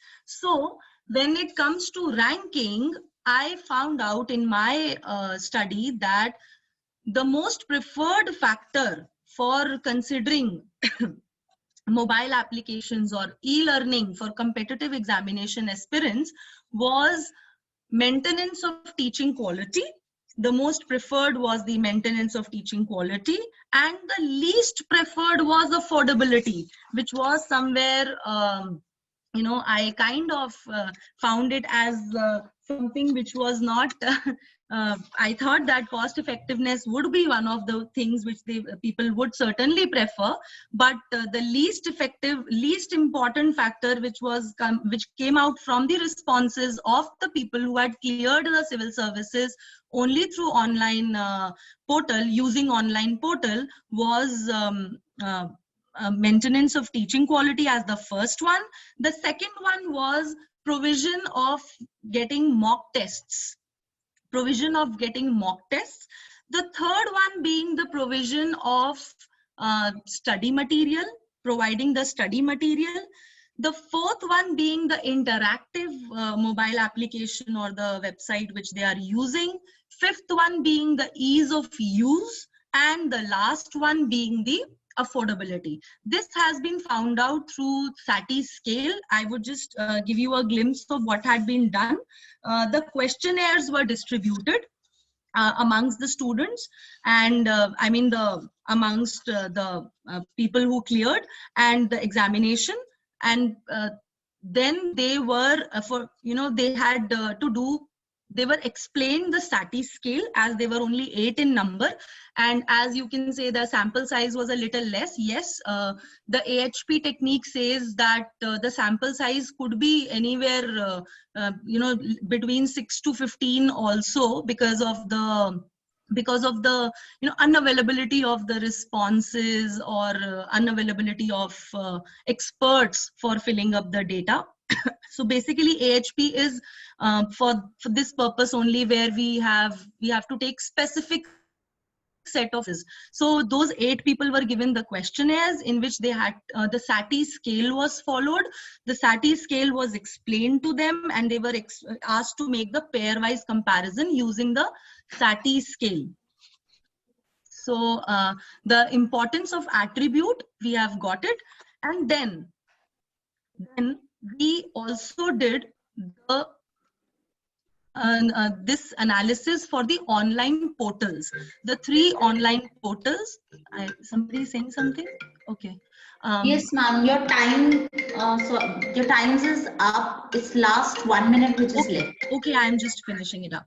So this online thing was, these online portals were also ranked by these 8 people, and they also we got the importance weight, and according to this, the first rank which out of these 3 online portals was given to Unacademy, which is apparently the unicorn in India as of now, in context of the online teaching for competitive examination, as well as now it has moved on into the bachelor's and master's degree teaching also, and the other competitive examinations like NET and JRF also.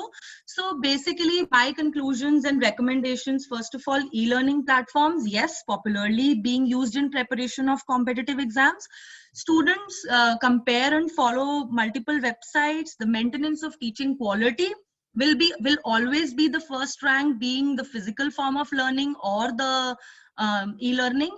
Then my study would certainly help the aspirants who are actually wanting to build up a mobile app, that what exactly factors they should keep in consideration in order to have a better mobile app. So educated resource persons should be kept. They will certainly raise the bar of the online portal.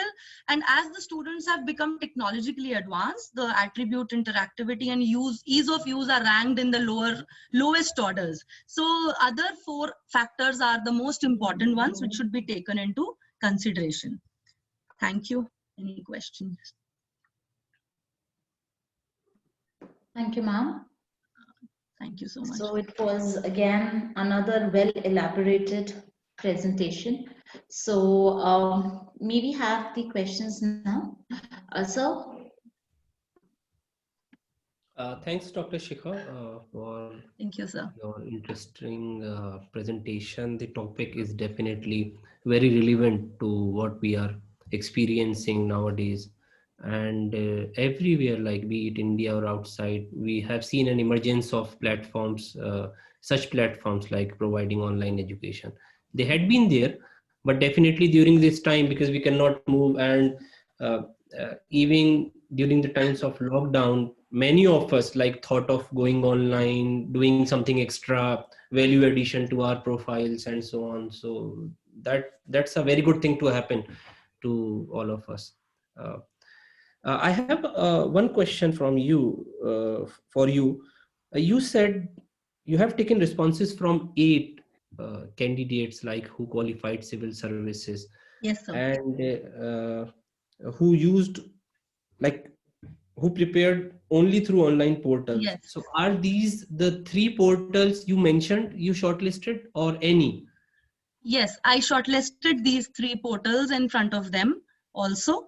And they used, see, sir, the thing is that when I was interacting with the 25 people, first of all, so these were the only portals which had come into their responses.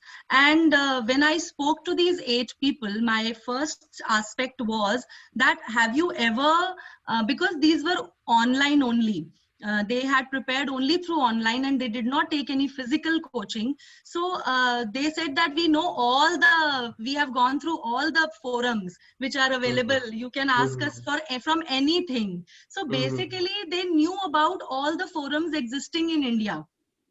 Majorly, and these three were prominently were the one which they had knowledge of. So that is why they were able to fill up the relativity in the factors. You're right. So the initial 25 candidates and these 8, they are different? Yes, sir. They are aspirants. Those who are 25. Okay. They are aspirants. They are looking for what would they prefer, and these were the ones which were basically they had cleared the papers through online portals only. So because if I would have asked for the factors from them only, then it would have been a little biased. So I thought that I should take out the factors from general students who are actually exploring a lot of stuff. These people are the ones who are already done with the examination. They have cleared it, and it was very difficult to find them. That is why they are only 8 in number. It was only through snowballing that one knew another one and the other one knew another one. So I got this would have been my follow-up question, that how to track these 8, because absolutely, absolutely. I'll tell you. I'll just take one more minute, and I am really excited to tell you how did I find them. As these 25 aspirants were there, and I had my students also who were preparing for competitive examinations, as I am teaching at the master level. So those students used to take advice from the ones who have cleared, and the ones who cleared, I got two three out of them I got the note of 2-3 people who had cleared, and these 2-3 actually snowballed, and they kind of gave me for another 2-3 of the who had cleared. So it was like this, that I could have a total of 8 only. 8 only. That's fine. Thank you. Thanks, Dr. Shikha. Thank you so much. Thank you so much, sir. Okay, Dr. Shikha, thank you. It was a very nice presentation. My point was that 25 is too small a sample size, but now that you've explained the entire process, that how did you work upon that? Yes, so probably we can, otherwise 25 sounds, with a huge increase in learning process. Absolutely. Just 25 candidates is a very short size for any conclusion. Yes, ma'am. Actually, 25 is just for the preliminary. Taken which course? Sorry, ma'am. Pardon?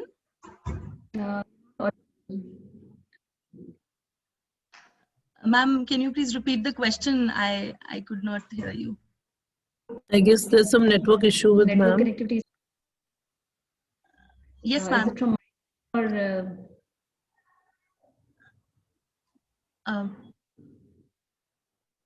I cannot. I am unable to hear. Anyways, okay, there's some connectivity issue. Now I can hear you, ma'am. Please ask. Pooja ma'am, can you hear her answer?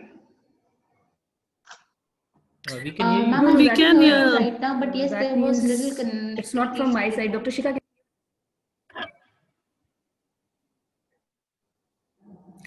Fine, then we can proceed ahead. No, ma'am, there is a fluctuation in the connectivity when I am having that.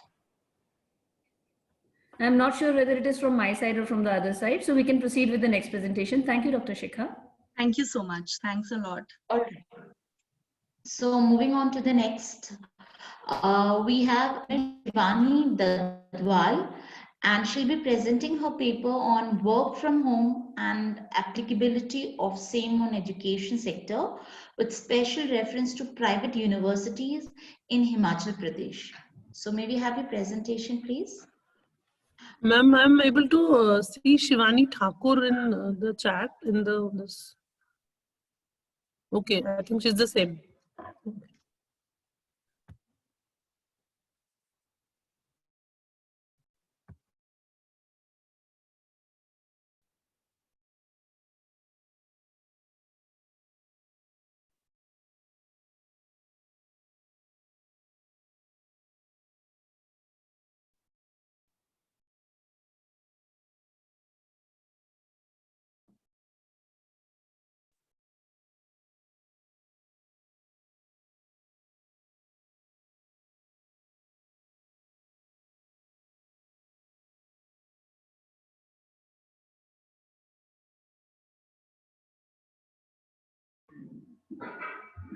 Ma'am, once you share your PPT, please click on play. It will take you to the slideshow mode.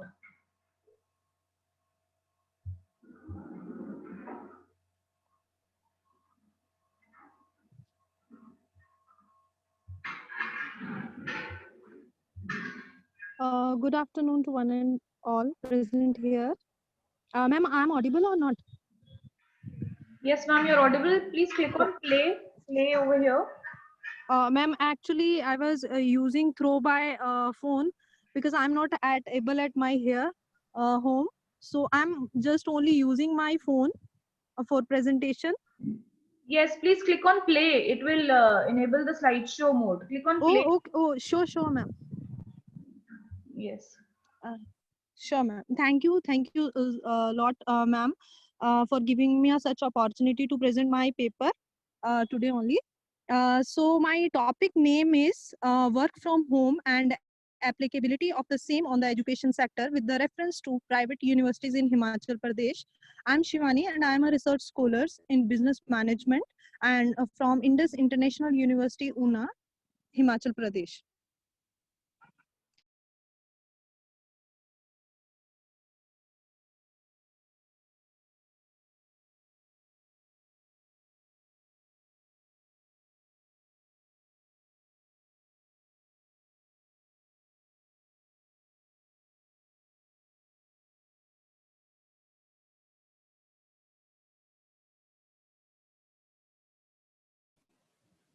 Shivani, you are not audible. You are on mute. Please unmute yourself.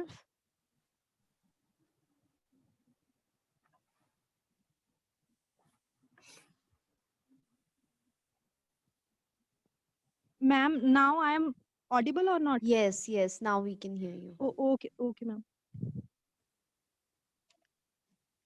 Ma'am, my screen is visible? Yes, it is visible. Okay, ma'am.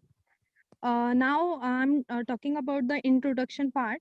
After 17 years, the plague in the 21st century, again, the world is facing a new pandemic by the name of COVID-19. Before that 17 years, the plague was a very big crisis given to the overall the world, which is also called as a pandemic situation, which COVID-19 is also called the SARS-CoV-19 severe acute respiratory syndrome. As per the rumors, the disease have originated from a highly sophisticated research lab in China, and gradually more than 90% of the global population is suffering and consequences. The objectives of my study is to present study will be try to evaluate the present scenario of online teaching and learning system used in higher education institutions and private universities of Himachal Pradesh, and also try to assess the impact of same on the various stakeholders of the same. The research methodology is selected. The hypothesis 1, H0, null hypothesis, online mode of education is having a significant positive effect of the understanding of students. The alternative hypothesis is online mode of education is not having a significant effect of the understanding of students. The research methodology is proposed to the present research sampling. Most of the respondents are the students from private universities of Himachal Pradesh. Random sampling is used and sample units contacted through the online platform. Sample size is a researcher has contacted 239 students, but the ease of calculation and maintaining the dignity of study, 200 respondents were considered for the study. Data collection, a detailed questionnaire was used having different types of questions, scale based, a multiple choice, and disquiz. Statistical tool used, one-way ANOVA, to analyze the test of hypothesis. Software used, SPSS version 22.0. This is the data analysis. Significance value is less than the F value. There is according to the course enrolled, different kind of results are finding here. Teachers are paying the individual attention to all the students. Language is not a big problem. All the peripherals of online teachings are available in the system. data or network is a problem, satisfaction with the content delivery, assessment practices are fair, not partial, according to the knowledge about the online gadgets. LMS of the institution of complete in all respect. Teachers are paying the individual attention to all the students. Language is not a big problem.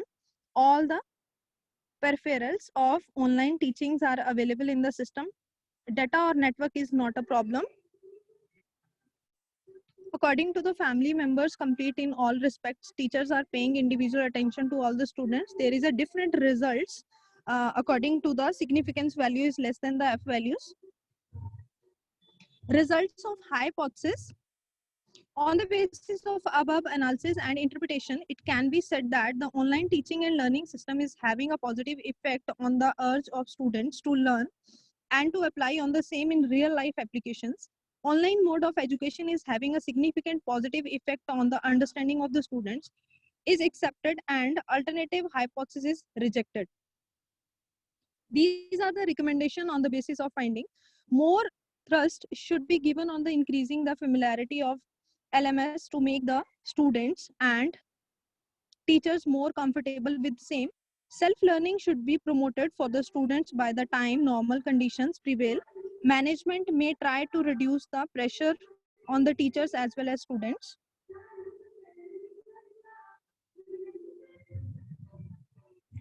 There is a conclusion as far as work from home concerned. Mostly universities are considering online classes and teachers are working from the home. In case of private universities of Himachal Pradesh, some of the universities are having sports system for the online classes mode of teaching, but still preparation was not enough to face the situation of pandemic like COVID-19. No one has ever thought that the kind of scenario will emerge and education industry will be affected to this level. Moreover, in the country like India, where this cannot be expected, that every second person is trained to use all the required gadgets and will be use them for the perfection. Work from home is not a fun of as a teacher and students are closely watched. Hence, the responsibility of teachers has increased and they have to consider the same as their contribution to the future of the students. This is all about my presentation. Thank you. Thank you so much, ma'am. So maybe have the question answers. Sure, ma'am. Thanks, Shivani, for your presentation. We got another new topic related to education sector, but of course in a different area from the country. Shivani, my question is related to, like the first one is related to the online platform. You mentioned you used an online platform because the responses were taken remotely. Which platform you used? Sir, this is WhatsApp. I have used WhatsApp. So how did it work? You sent the questionnaire through WhatsApp? Sir, through by my colleagues and links from the colleagues. No. Because sir, I'm also working on my topic stress management among the faculty members in state private universities in Himachal Pradesh. So there were the 17 private universities are available in the Himachal Pradesh, and I have a link of 17 private universities from the colleagues. Link, you mean contact number? Yes, sir, contact number. So you sent the questionnaire on those contact numbers? Yes, through sir. WhatsApp? Yes, sir. Okay. And what, like a Word document you mean? Sir, a document means? No. I'm just trying to understand. So how you got the responses? So there was a link, you created an online questionnaire? Yes, sir. This is the Google form. Google form. Google form I have created. Fine. And I have collected data through by the Google form. I got it. Okay. Another Yes, thing is like, how did you develop the scale? Yes, the sir. questionnaire which you have used, how did you develop it? The items which are there, the dimensions, you created them or you adapted from somewhere?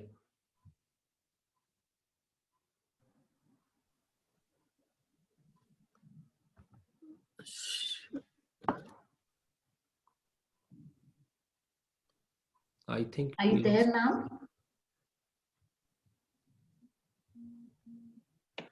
I think we lost the connection. Yeah. Yeah. Anyways, Shivani, are you there?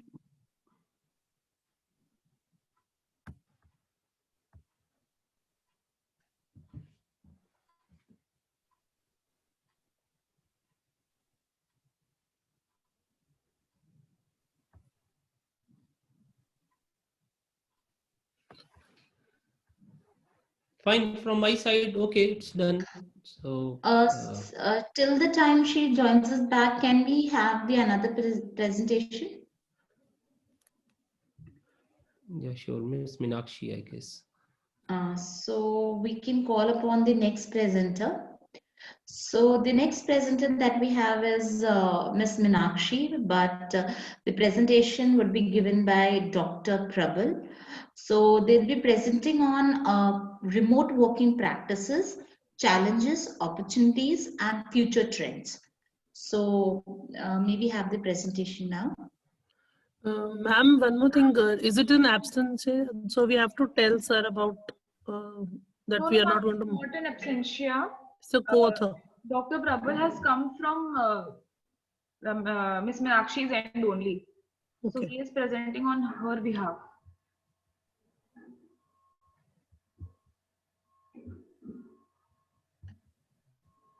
This is co-authored. So it's not co-author. It has been it is authored by Miss Meenakshi, but it will be presented by Dr. Dr. Prabal. Prabal. Okay. Yes. Fine. I think, sir, if Dr. Prabal would be comfortable answering the queries, then I think it can be taken as a regular presentation. Correct me if I'm wrong, if this is the way how it goes. Yes. If I guess so because we have to evaluate on the criteria. So whoever is presenting, that person has to defend the work. Yes, sir. Okay.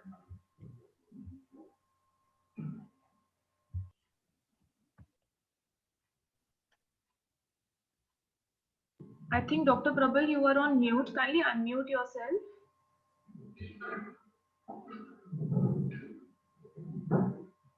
Okay. Is it okay? Yes, sir. Good evening. A lot of things you have heard about COVID. I am not going in details on COVID, actually what actually happening in COVID, etc. Before me, 2-3 speakers, they have mentioned about the COVID, what actually the next course of actions. Anyway, my topic is remote working practices, challenges, opportunities, and future trends. The main aim of the paper is to identify the nature, consequences, and management of remote working, especially with the respect of challenges faced and opportunity ahead.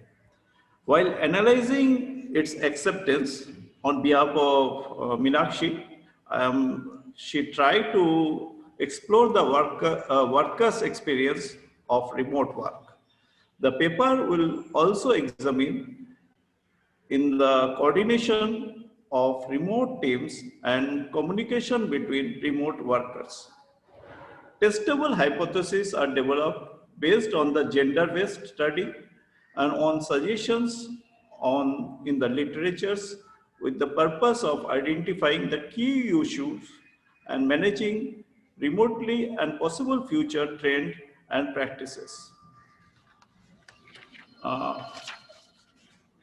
Remote work was a very rare in 10 years ago. Working from home was generally only possible in the exceptional situation as a special arrangement to please families. Yet, the implementations remote work in 2020 has been accelerated in a way that for least predicted cost at the start of the year would never have possible a global pandemic. The latest outbreak of COVID-19 was significantly altered the working environment. The most of the corporate workforce has relocated of some offices on full-time basis since COVID-19 pandemic hit. Work from home was a great potential cushions economic effect of the pandemic to allow to continue the working and earning money and to allow many companies and industry to continue at least partial productions. These changes must be shift the pattern was brought so many challenges and risks faced with it. Remote work has been shown many benefit not only the workers but also the business hiring them and the world at a large. It saves time, overhead and resources associated with physical office managements. Also, this flexibility allows the worker to plan and spend more quality time with the families. Now, oh, as far the information and technology of the industry is concerned, uh, we are discovering the ways and means of defining the operations that can be carried out remotely using the new networking technologies such as Microsoft Teams, Zoom, etc. Several organizations, regardless of industry, convene the virtual meeting, conferences, workshops, seminars throughout the communications tools. Remote work has many synonyms such as teleworking, telephone and virtual work, advanced information and communication systems that allow electronic transformations of information are also considered to be allowed so that staff can interact and organize multiple locations. Undoubtedly, the benefit and comfort which comes from these working options are immense.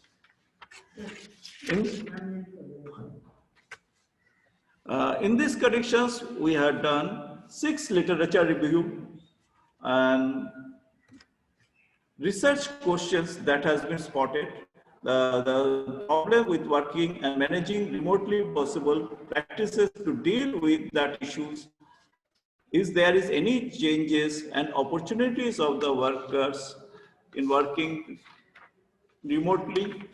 And the second one, there is any correlation between the trust, teamwork, job satisfactions, job trust, communications, and organizational climate and psychological just case of remote working employees during the COVID-19 pandemic. Now, main challenges in remote working which are covered under the hypothesis are trust issues, stress level, performance level of the workers, and the teamwork implementations.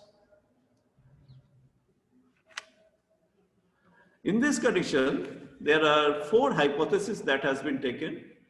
First is trust between managers and employees are going to be related, more positive perceptions of self-performance in remote working. Second, higher level of trust between the managers and employees are going to be associated with the higher level of job satisfaction in work from home situation. And the third, higher level of trust between managers and remote employees will cause lower level of job stress for remote employees in remote working. There is significant gender and age difference on the factor affecting the psychological well-being. In this correction, we have taken 50 data that has been 29 men and 21 women. The total 50 means 58% men and 42% women. And the age group that has been divided 20 to 30, 31 to 40, 41 to 50, and 51 to 60. And in these connections, we have done one-way ANOVA test on multivariate multi-MANOVA test is used to determine whether there is any difference between independent group or more continuous dependent group. Okay. Now, in these connections, we have taken independent variables and dependent variables. Dependent variables are independent variables are just wait. Uh, uh, teamwork, communications, peers, job satisfactions, and psychological factors. And dependent variables are perceptions of the remote work effectiveness, perception, overall productivity, and job satisfaction, trust, and job stress. We have taken MANOVA. There are certain assumptions also we have taken, because why we have taken MANOVA. 2 or more dependent variables are there. 2 or more categorical independent variables are there. Or independent observations are there, and adequate sample size also there. And analysis, if we come to the analysis part, there are certain analysis that has been done. Hypothesis were not supported the stress level. Remote employees did not have significantly different level of stress. Studies identify subsequently challenges generally the foreign employees can experience, which require to be mitigated by suitably modifying organizing policies so employees can work with minimum disturbance during the pandemic. And workplace isolations, another problem for the older employees who are not technology savvy. 24/7 reporting burnout. Some peers believe that they ought to be a 40 hours week hours. However, the office employees days include tea, coffee, etc., lunch. They are the opportunity of the employees to be burnout unnecessary policing. Employees are really do not work there. It's a mixed concept that really employees does not work his or her potential, can work only the targeted task, which is a very important, and other times the worker will relax. Through the quantification of the service and intangible benefit, it is difficult for the manager to find out how to be overcome the misconception. The organization develop a policy. Develop a policy document. So to define which job often done remotely, performing the home, and which tasks need to be employees the presence. Working excessive amount and prioritizing the work and interaction and lack of human interaction, loneliness, different working zones, bad health habits, working hours, must complete the work, minimal supervision, which increases the decision-making knowledge of an employee, no workplace of the group activities. Thereafter, it has been concluded that that a similar type of work can be done. A study of occupational stress here we have done. Other factors also be taken into the considerations, and some behavioral aspects also be analyzed for the further study. Thank you very much.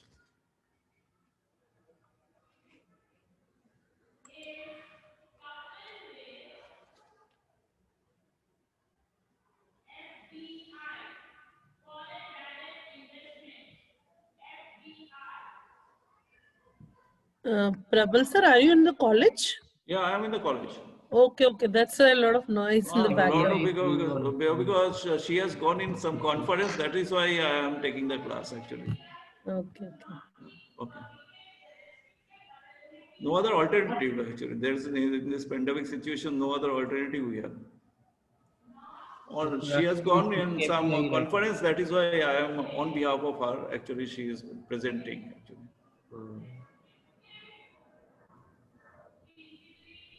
So any questions from your side, Dr. Yasser? I think Pooja ma'am has got network issues. Dr. Prabal, what do you think will be the future of remote working? Because your title mentions Yeah, it. not very mature. So we can, yeah, please, sir. Remote working, this process will continue.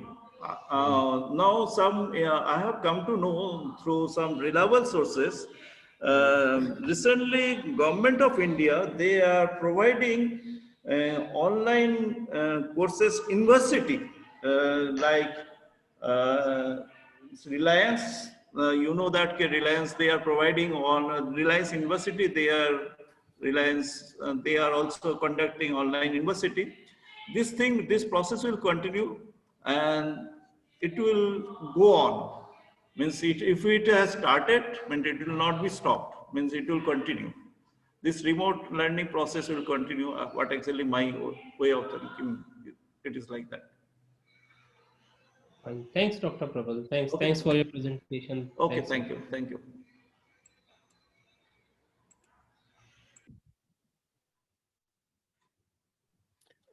Dr. Swati, any questions from your side, ma'am?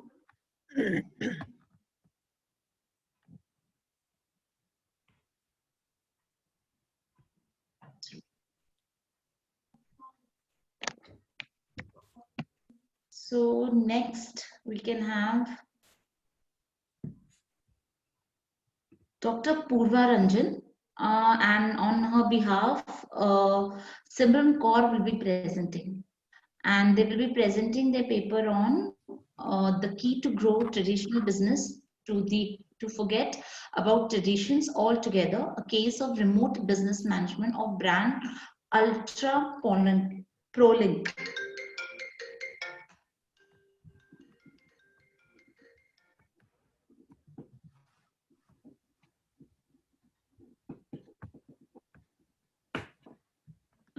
Was I audible?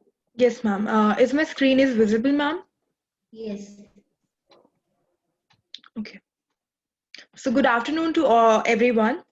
My name is Simran Kaur from BBA Law, DME. So I'll be presenting on behalf of Dr. Purva Ranjan, Professor and Head of DME Management School, Mr. Pankaj Marchandani, Founder and CEO of Ultra ProLink, Managing Director at RCA Techmart Private Limited, and Mr. Sudhanshu, National Sales Manager, Ultra ProLink, RCA Techmart Private Limited. So the topic of our presentation is the key to grow traditional business is to forget about traditions altogether. A case of strategic business management of the brand Ultra ProLink.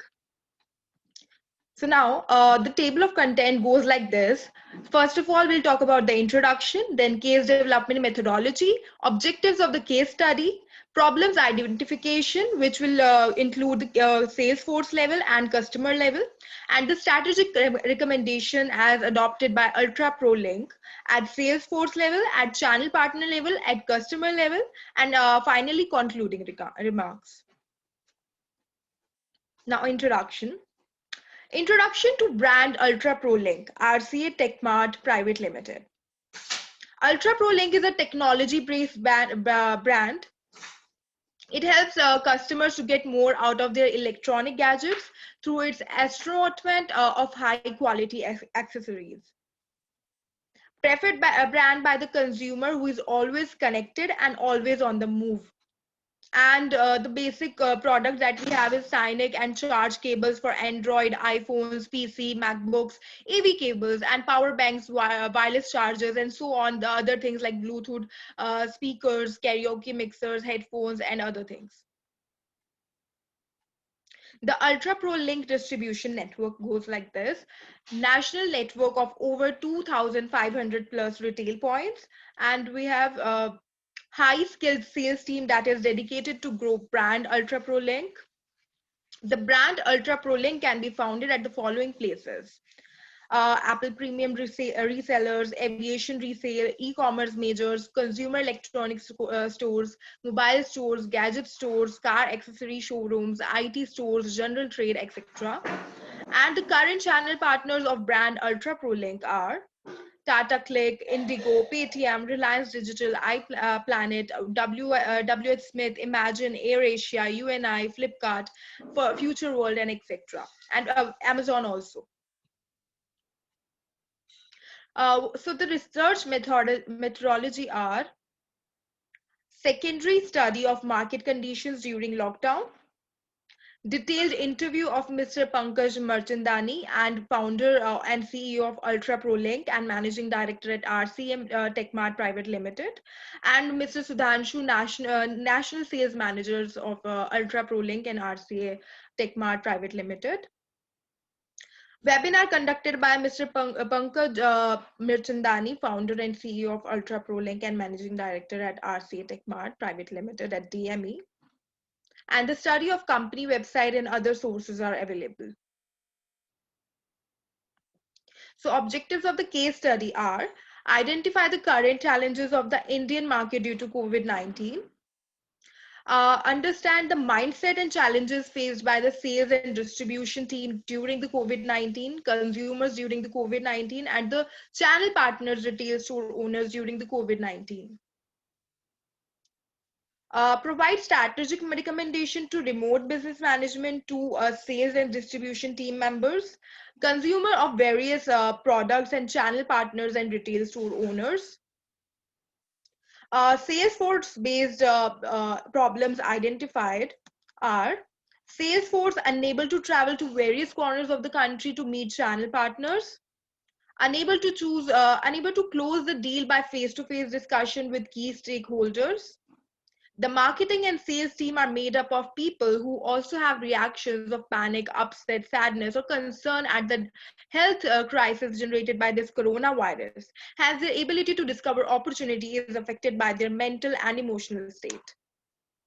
In case of electronic and customer accessories of gadgets, the demo and the product detail explanation are considered must by Salesforce. They are unable to organize training workshops to help counter persons to sell better. So consumer-based problems are identified as high price sensitive seen in consumers, shift towards buying the essential items only, the focus on value for money products are more, saving oriented thinking instead of expenditure oriented, avoid going to in crowded markets even after unlock declaration, wanting to buy products which are available in the nearby market and looking for quick and convenient ways of buying products, huge shift towards online and mobile based buying, and high focus on hygiene factors while buying products, and at last shift towards the new brands as a shock to existing brand loyalty. So recommendations are the strategies adopted by Ultra ProLink to overcome problems are sales and distribution team remote management strategies adapted by Ultra ProLink. First of all is replace face-to-face meetings and business tours and implement tech like Zoom, WhatsApp, APIs, micro videos, digital catalogs, etc. to remote handle the network of retailers across India. Building digital footprint of the brand, e-commerce website, social media presence, mobile apps, interactive catalogs, product demo videos, etc. The nurture and extract from Pareto principle, that is 80-20 rules. Sales team need to focus and extract as much as possible from Pareto principle. 80% of the business comes from 20% of the customer, and 80% of the business comes from the 20% of the products from the product portfolio. WOD increase, acquire new customers, new retailers, and shopkeepers aggressively. Simplified productivity and measurement of sales team. Empathy towards sales team members. Remote learning of new skills and sale efficiently. Research and in-depth study of the customer mindset, etc. And the remote team meetings, group and one-to-one meetings, training sessions, FAQ, experience sharing sessions, meetings, the family day, etc. Remote workshops on specific issues are And remote working model, creating a working style in which reporting to office was minimum and more focus on the outcome with freedom to work from home and hometown or any remote workplace.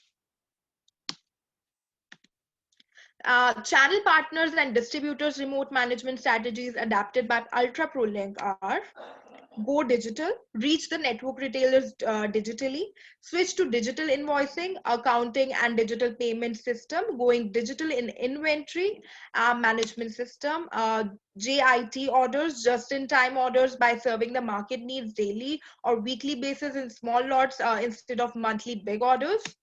And cash flow management with smaller weekly orders, the cash flow management is better and it's easy with small quantities and pay weekly basis than big order payments after 2 months. Work from home, remote working centric products increase the product portfolio related to the work from home or remote work centric products as demand is more in the market. Health and hygiene products, new essentials and high demand leading to big orders and multiple orders from retailers. Empathy towards retailers and sales team. It's important to have empathy towards the small retailers or store owners. The company presented the sales teams as safely comes first. Focus on conversions and not customer footfalls. Consumers remote management strategies adapted by Ultra ProLink. Reach out to customer. If the consumer is not able to visit shops and stores, then brand must reach out to customers by digital means. Keep in touch by sending COVID-19 health advisory information about new offers and sending regular updates or newsletters of existing customers. Ensure the mind space occupied by the brand.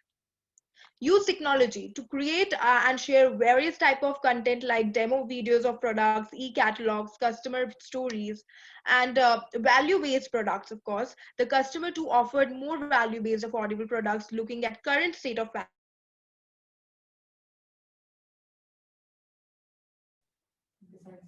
be focused. Digital payments, online buying, doorstep delivery, app-based buying, and educate your customers. Start a newsletter or a podcast.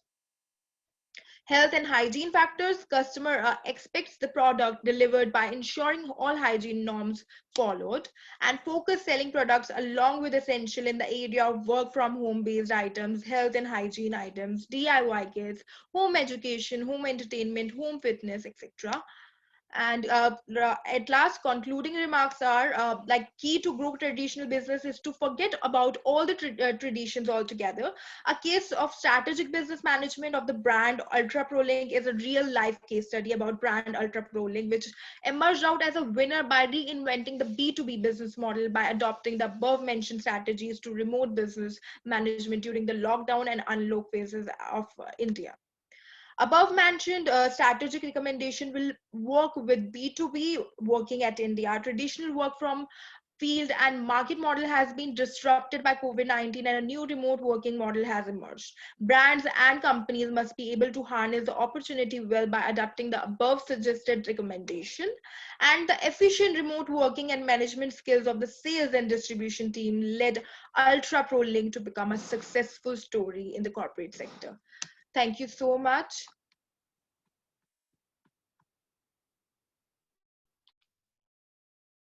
Thank you. Thanks for your contribution. So now maybe perhaps has presented on behalf of Purva ma'am. Is she supposed to answer the query also? Simran, would you be answering the query? Would you be defending the paper? Yeah, yes, ma'am. There are difficult questions, so think again. Ma'am, I'll try my best to answer as I'm presenting. Then I should answer if I'm ever capable of. Thanks, Simran. Thanks, and it always gives us confidence if we support our colleagues or our teachers or our mentors. So, and good for them also that they give you a chance to do so. Fine, Simran. First of all, thanks for your presentation. One big reason I would say is like in our session, we had all kind of papers and focusing on like consumer behavior, then education industry, then online platforms. Uh, Dr. Shikha mentioned case, but she said like it's in her paper, so she didn't talk about it. So finally, we got a case also in this session. So we had a good variety. Simran, just one question for the responses, because you mentioned somewhere that you took an interview of the founder, right? Hmm. Uh, did you talk to the customers also? Sir, as per my understanding of this case study, the customers, they understood what the customer needs. And because, of course, their interaction was digital only, their interaction becomes, the awareness about the hygiene factor, the safety factor, that safety comes first. So the consumer main, human safety and health was considered by the founders and the sales managers overall, and they consider the fact that safety comes first and they should reach the consumers rather than they coming out and buying products. So don't you think the views of founder might be biased? The consumer would have given a better uh, perspective about like what's missing, what should be added, how services should be provided. Uh, Yes, sir. But as I've read this Pareto principle, we have studied this 80-20 rule. Sir, according to my understanding, this is only comes when a proper research is made out that what are the 20% products which are in the portfolio which becomes the maximum sales, and what are the 80% requirement, 20% requirement of the customer which they required, and what are these things which they need to pursue, and they need to take care of the retailers who are in a chain to sell the products in the distribution channel also. okay, fine. Thanks, Imran. Thank you so much, sir. Thank you, Simran. Thank you, Seema ma'am, for supporting me. I have been facing some internet connection and Most welcome, ma'am. asking questions, and I have been, because I've not been able to.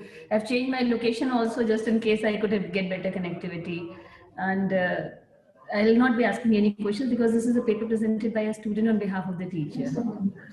Dr. Yasser, just sorry to interrupt in between, but yeah, Shivani Thakur ma'am has sent me a chat privately, and she said that if you could give her a chance to answer her question. That's fine. I already asked a question. So what I was asking at that time was a follow-up question. So that's fine. But Okay, I Dr. think. Swati couldn't ask any question from her. So if Dr. Swati wants. I'm part of the presentation because of this network connectivity issue. That is why I changed my location also. So it will be unfair if I ask a question because I've not been able to get the presentation. So Now Dr. Dr. Swati is working from another home. Yeah, I'm basically working from another room or a different, so that I could at least I've seen some part of the presentation of several. Yeah. From my side, it's done. I already asked the question. Thank you. Thank you. All right. Thank you so much. Thanks a lot, because I know it's really a difficult task and to sit along and to hear. So thanks a lot for all the patience. Now, by the time the session chairs finalize their marks and upload it, just in case anybody has any query or something from the sir, they can just let me know.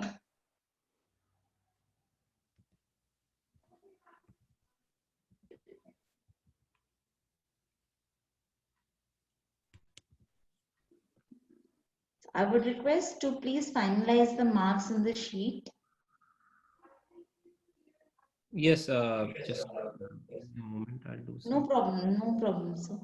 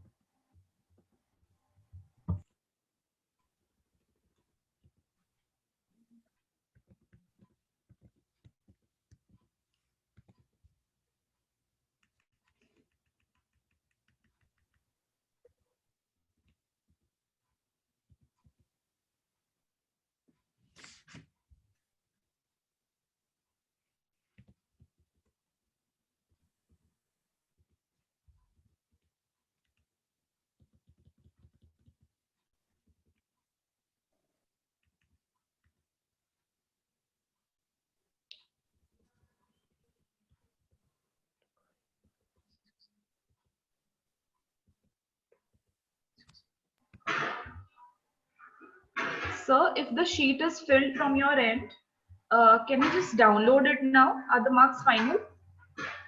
Yes, done. Yes, this is done from us. You can download the marks. Okay, so it's just to inform you that after I download the sheet, the rights to edit will not be there. So thank you. Yep. Fine. Thanks, Paul. Thank you.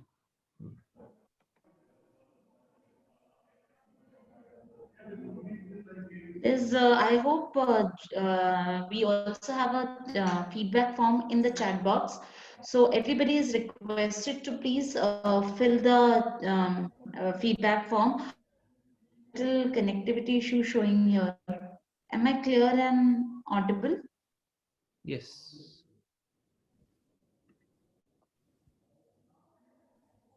I once again request everybody to please, there is a feedback form in the chat box and you are requested to fill this feedback form before you leave the session. So I think we can now are at the end of the session, and I would really thank Sir for sparing his valuable time and being here for the enlightenment that he shared with us, the session that he shared with us, the detailed knowledge on the topic. So I'm really thankful to Sir. I'm also thankful to Swati ma'am for being there throughout, in spite of the lot of connectivity issue, but she was there. And I'm also thankful to all my faculty members who been there, and also to Zoom management team, Dr. Seema ma'am and Dr. Shuchi. Also the head of the department, Purva ma'am, and our director sir, who was always there as support, all my guests who joined from different countries to make this session so successful. And finally, my dear students, thank you so much. Each day you are coming down, you are showing your full audience, so that's the great, because trust me, we can have anybody, but without you, no, nothing can be successful. So thank you so much for quietly making this session so comfortable and so successful. Thank you everyone for joining in. Thanks a lot. Thanks. Thank you, sir. We'll be now seeing you on 28th in the panel discussion. Sure. Thanks, everyone. Thanks to all of you, and thanks for giving an opportunity to be a part of this forum. Like, in one thing, I'm sorry I've not been able to interact with you during the session, though I was trying in between in the beginning also. But it has been a pleasure to listening, your presentation. It was excellent. Thank you for the wonderful insights that you had provided, and the detailed, actually, it was a very detailed presentation with a lot of data and precise figures. So thank you so much for that, sir. Thanks, Dr. Swati. And the entire team for coordinating the event. Thank you, sir. Thanks. Thank you I so just much. request the participants to copy the link and fill the feedback form for us. Thank you so much. Yes, Dr. Yasser and myself, we can leave. Yes, sir. Yes, ma'am. You Okay. certainly. Okay, right. Thank you. Thank you so much, sir. Thank you so much for joining in.